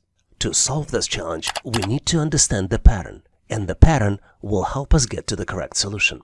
Even though drums and drumsticks look similar, this is not the case. If you look closely, you will see that only drumsticks are the same, but drums are different because they have dotted designs on each drum. Let me assign a unique number to each drum in the sequence. We will reference these drums as 1, 2, 3, and then the missing drum we will reference as number 4. Let's look closely at drum number 1. On the top of the drum 1, dotted pattern consists only of the white dots, but as it continues, you see different colors. Let's follow these colors. We have white, yellow, blue, pink, purple, and green. If we go to drum number 2, you see that the dotted pattern shifts as it goes from left to right, and then this pattern restarts. For example, the last dot in the drum 1 is green, but then in drum 2, this green dot restarts the pattern. To get to the correct answer, we need to continue shifting the pattern and get to the correct pattern for drum number 4. And the correct pattern for drum number 4 will be pink, purple, green, white, yellow, and blue. And drum that matches this pattern will be choice C. Did you get to the correct solution? If not, please make sure to post your solution and rationale in comments. I love this question because it tests your spatial reasoning and analytical skills so well. You're presented with overlapping set of objects. We have in the picture pink square, red star, gray circle, yellow star, green circle, blue box, and pink diamond. In the middle of the picture, we have a gap where nothing is presented, and this gap is represented by the question mark. You need to fill the gap with one of 4 possible choices. Choices A, B, C, and D. Take a close look at the picture to see if you can fill the gap and find the missing object. I'm pretty sure you got it because I'm moving forward to share with you my version of the answer. And obviously, if you have a better way to solve it, please make sure to post in comments. The correct answer here is choice C. Let's confirm and verify it by moving this choice to fill the gap. To solve these types of challenges, you need to mentally build the object in your head by continuing to visualize in your head one of the existing objects in the picture. I used green circle. It is very obvious which choice would continue the green circle. But you can also use yellow star, blue square, or pink square. Do you know any other ways how to solve these problems? Please make sure to post your ideas on how to better solve them in comments.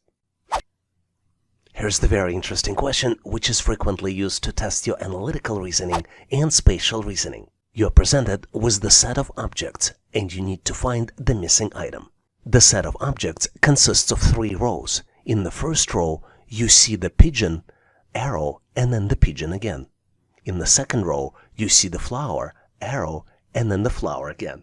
Then in the third row, you see the car, the arrow, and then comes the missing item. You need to select the missing item out of 4 possible choices. Choices A, B, C, and D. Take a close look to see if you can come up with the solution. If you can't figure it out, consider pausing this video to see if you can get to the answer. Are you ready? I am moving forward to share with you my version and my rationale for the answer. And obviously, if you have a better way to solve it, or if you have a better explanation, please make sure to post in comments. The actual answer to the question is very simple, but the question was designed to confuse you. The objects that you see on the left of the arrow and on the right of the arrow are reflections of each other. What's interesting here is that the objects are mirror images reflected either horizontally or vertically. You determine the axis of reflection based not on the direction of the arrow, but based on the direction which is rotated 90 degrees to the direction actually shown. Let's look at the actual example. Because the direction of the first arrow in the first row goes from top to bottom, the pigeon actually is reflected horizontally, not vertically. And to get to the correct answer, you need to rotate the pigeon 180 degrees. Let's look at the second object. We see the flowers with the yellow flower being on the left. And once we do the conversion, basically vertical reflection, because the arrow goes from left to right, we see that the yellow flower is now on the right. So the pattern here is that the arrow points to perpendicular direction of the actual reflection. For example, vertical direction of the arrow results in horizontal reflection and vice versa. Let's look at the third row to get to the correct answer. Because arrow goes from top to bottom, we need to use horizontal reflection, which means that the correct answer here is choice A. Did you get to the same answer? If not, please make sure to post your answer and rationale in comments. In this section, we will look at Microsoft Word assessment test questions, which evaluate candidates' proficiency and skills in using this widely used Microsoft Office application. Word assessment test aims to determine candidates' familiarity with the software itself, including its various features, tool and formatting options. Let's look at some sample Microsoft Word assessment test questions we typically see on the test. Here's the thought-provoking assessment test question. In addition to boosting your reasoning skills, it teaches you the skill that you can use regularly. You need to gather the data and information from multiple different sources, like emails, web pages, spreadsheets, and documents. Which feature of Microsoft Word should you use to complete this task? And you're presented with 5 possible choices. Choice A, paste link. Choice B, paste special. Choice C, paste merged content. Choice D, paste multiple. And last but not least, choice E, paste append.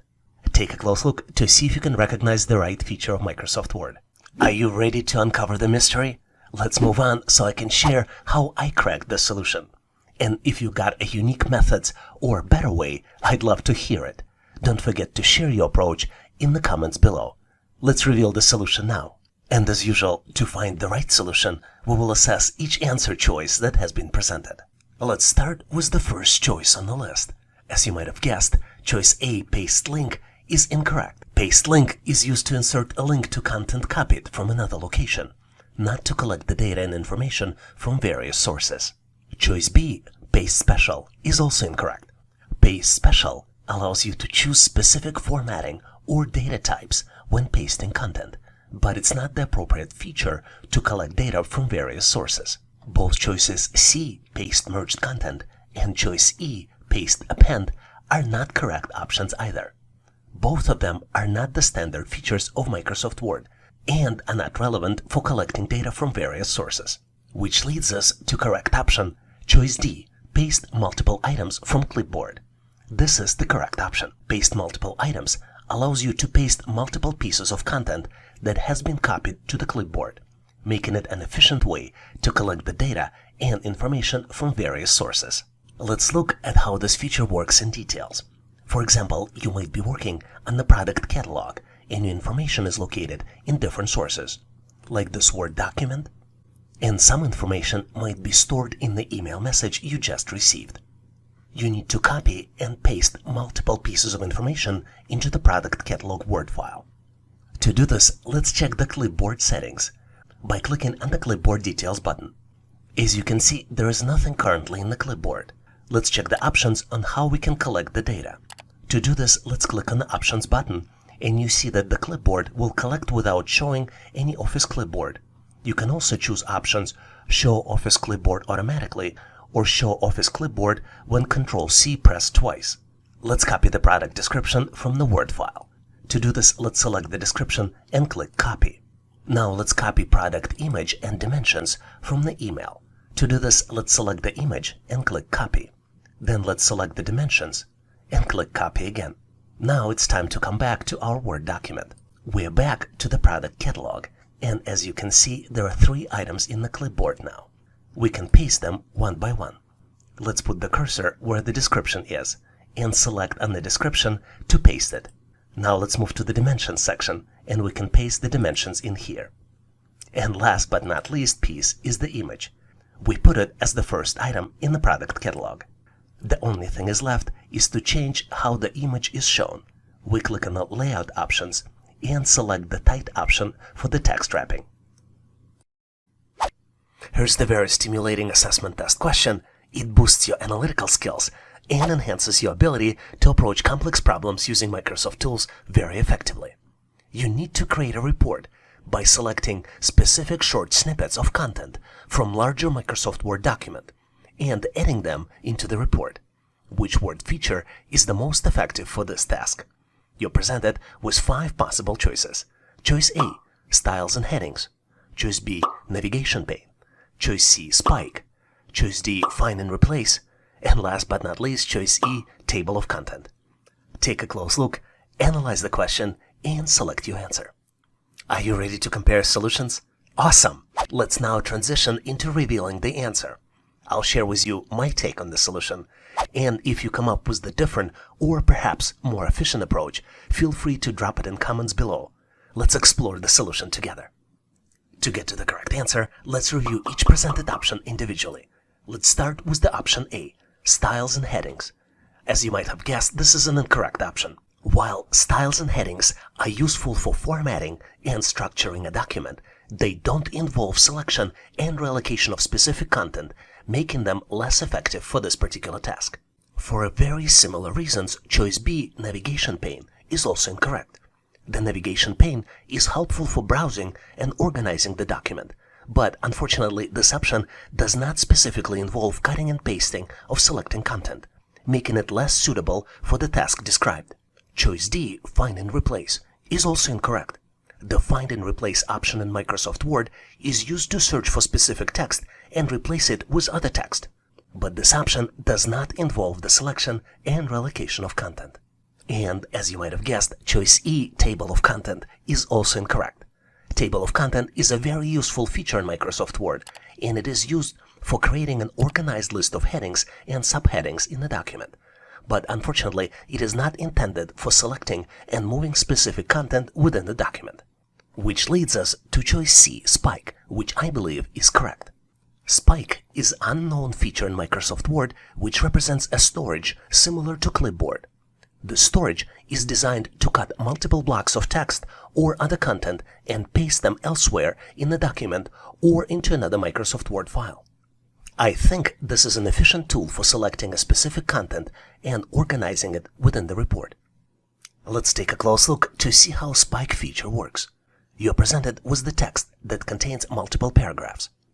You reviewed the text and you determined that selective sentences in this text are very good content for the future report. To select the text for the report, you need to select it and then click Ctrl F3. This cuts the text and puts it into the spike. Let's do it for a couple other sentences that might be useful for the report. We select the second sentence and click again Ctrl F3, and then another sentence and click Ctrl F3. Now let's switch to a new Microsoft Word document so we can paste the content. There are multiple ways to paste it.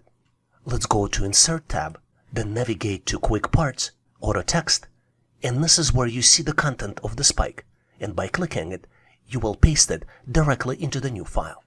Let's undo this action, and I'll show you the quick shortcut that allows you to do the same thing. You can click Ctrl-Shift-F3, and it will paste the text directly by using the shortcut in the keyboard. So the correct answer here is choice C, using spike feature of Microsoft Word. If you came up with the different or perhaps more efficient approach, feel free to drop it in comments so we can all learn. Let me share with you a tricky question we see on the test more and more often. To prepare a sample file for an employee training session, you need to generate unique text for each student in the class using Microsoft Word. What is the best way to do it? And you're presented with 5 different options. Choice A, use word formula. Choice B, copy and paste. Choice C, auto text and building blocks. Choice D, autocorrect. And last but not least, choice E, mail merge. Take a close look to see if you can come up with the solution. Tricky question, don't you think so? Well, I think I know what my answer is going to be, so I'm moving forward to share with you my version of the solution. And obviously, if you have a better way to solve it, please make sure to post in comments so we can all learn. To answer this question, let's analyze all the options to understand why they might be incorrect. Let's start by looking at option B, copy and paste. It is true that you can generate new text by copying content from another document or another source, for example, website or another Word document, and then pasting it into your Word document. You can use Ctrl-C to copy and Ctrl-V to paste. However, this option is not ideal for generating unique text for each student and may pose copyright issues. I think option C, auto text and building blocks, is also incorrect. Microsoft Word has a feature called auto text. It is also called building blocks in the new versions. And this feature allows you to store and insert frequently used text or context snippets with just a few clicks. While it can be convenient for inserting predefined text, it does not generate unique text for each student. Choice D, autocorrect, is also not a good choice. Autocorrect is the feature that corrects common misspellings and can be used to create shortcuts for longer phrases. But unfortunately, it does not generate unique text for each student. I think mail merge is also incorrect. Mail merge is useful for generating customized documents by merging data from spreadsheet or database into predefined templates. However, it's not suitable for generating unique text for each student for the training session. Which brings us to option A, use word formula. Microsoft Word has a formula called RAND, and if you type it and hit enter, by default it will generate 5 paragraphs of 3 sentences each. This cool feature is also called placeholder text. The generated text is localized for your language selection. What's interesting is that the text is localized for your language selection on your computer. To customize your text, you type RAND and enter number of paragraphs and number of sentences, and then hit enter. For example, if you type rand 7, 5, it will generate the text for 7 paragraphs with 5 sentences each. You can also use lorem function to generate non-localized pseudo-Latin text in Microsoft Word. What's amazing about this question is that you will not just learn the answer, but you will also learn about new features of the application. Here's the question. You're collaborating with colleagues to create the final version of Microsoft Word document. Multiple versions of text exist, and you want to preserve each version. Which word feature is the most effective for this task? And you're presented with 5 possible choices. Choice A, File Properties. Choice B, Hide Text. Choice C, Document Comparison. Choice D, Comments.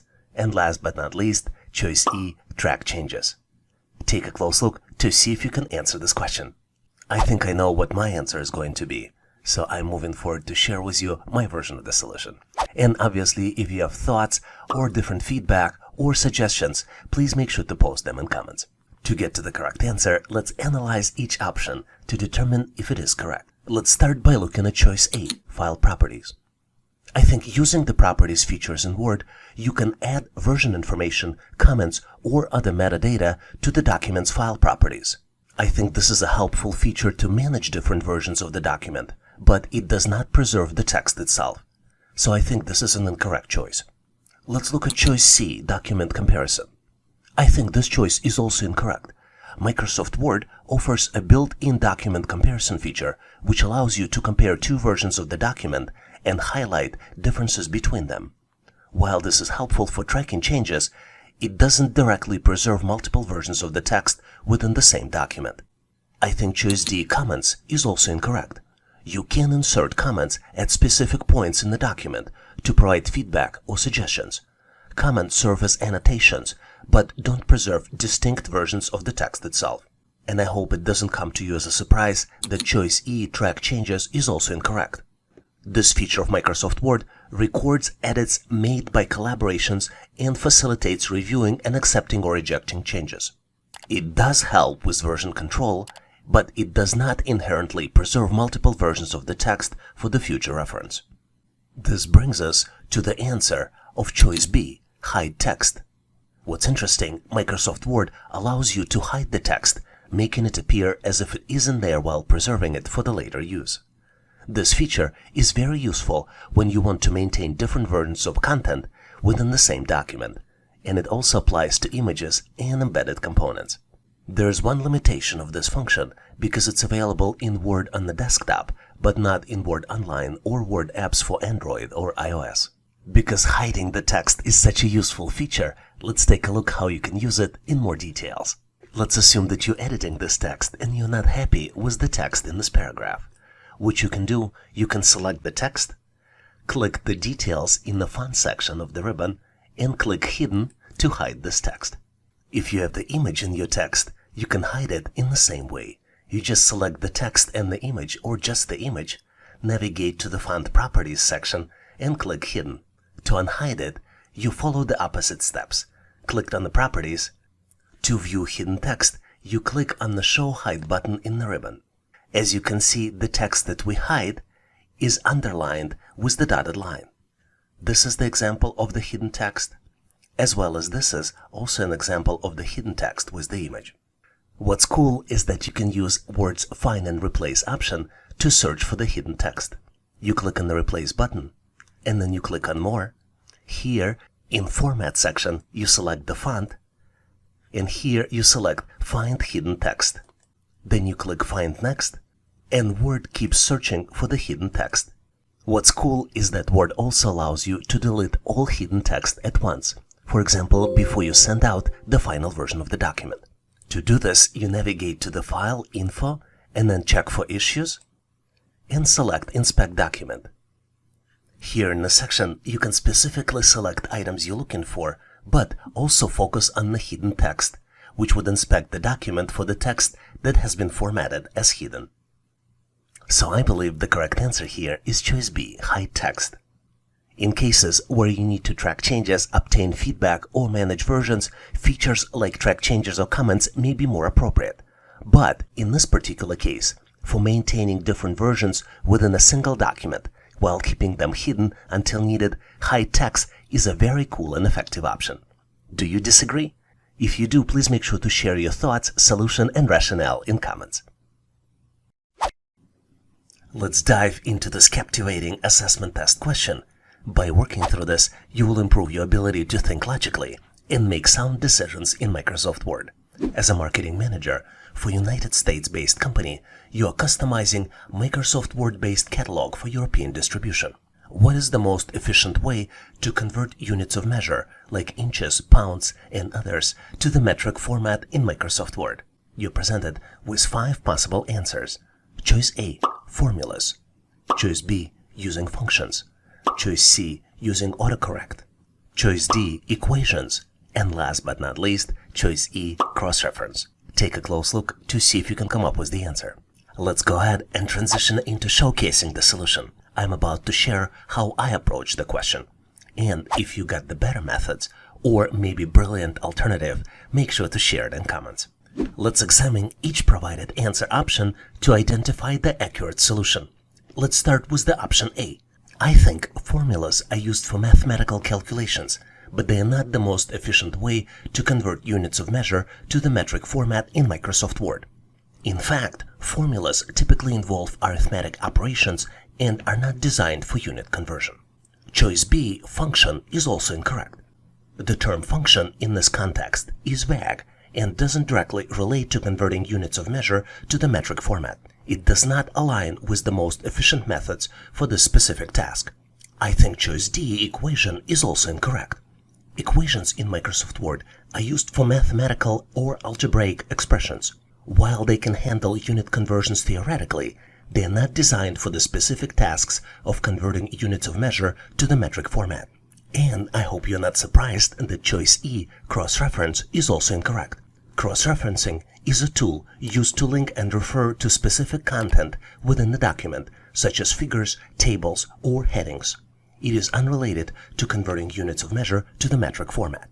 This analysis leads us to choice C, autocorrect. Microsoft Word's autocorrect feature can be used to automatically correct and replace predefined abbreviations or symbols with their corresponding metric units. This is an extremely efficient way to convert units of measure to the metric format. To access Measurement Converter, you need to navigate to Word Options and then click on Proofing. Here you need to click on Autocorrect Options and navigate to Actions. Once you click OK on all of these changes and then select the dimensions 5 inches, additional menu item becomes available, which is represented by additional actions. So now you can convert 5 inches into 12.7 centimeters. Similar functionality becomes available on the weight category. You select 0.37 pounds, navigate to additional actions, and you can convert them to 0.17 kilograms. Thanks for watching. I really appreciate you for helping us to become one of the largest YouTube channels to help people become smarter, increase your IQ, and to pass any test.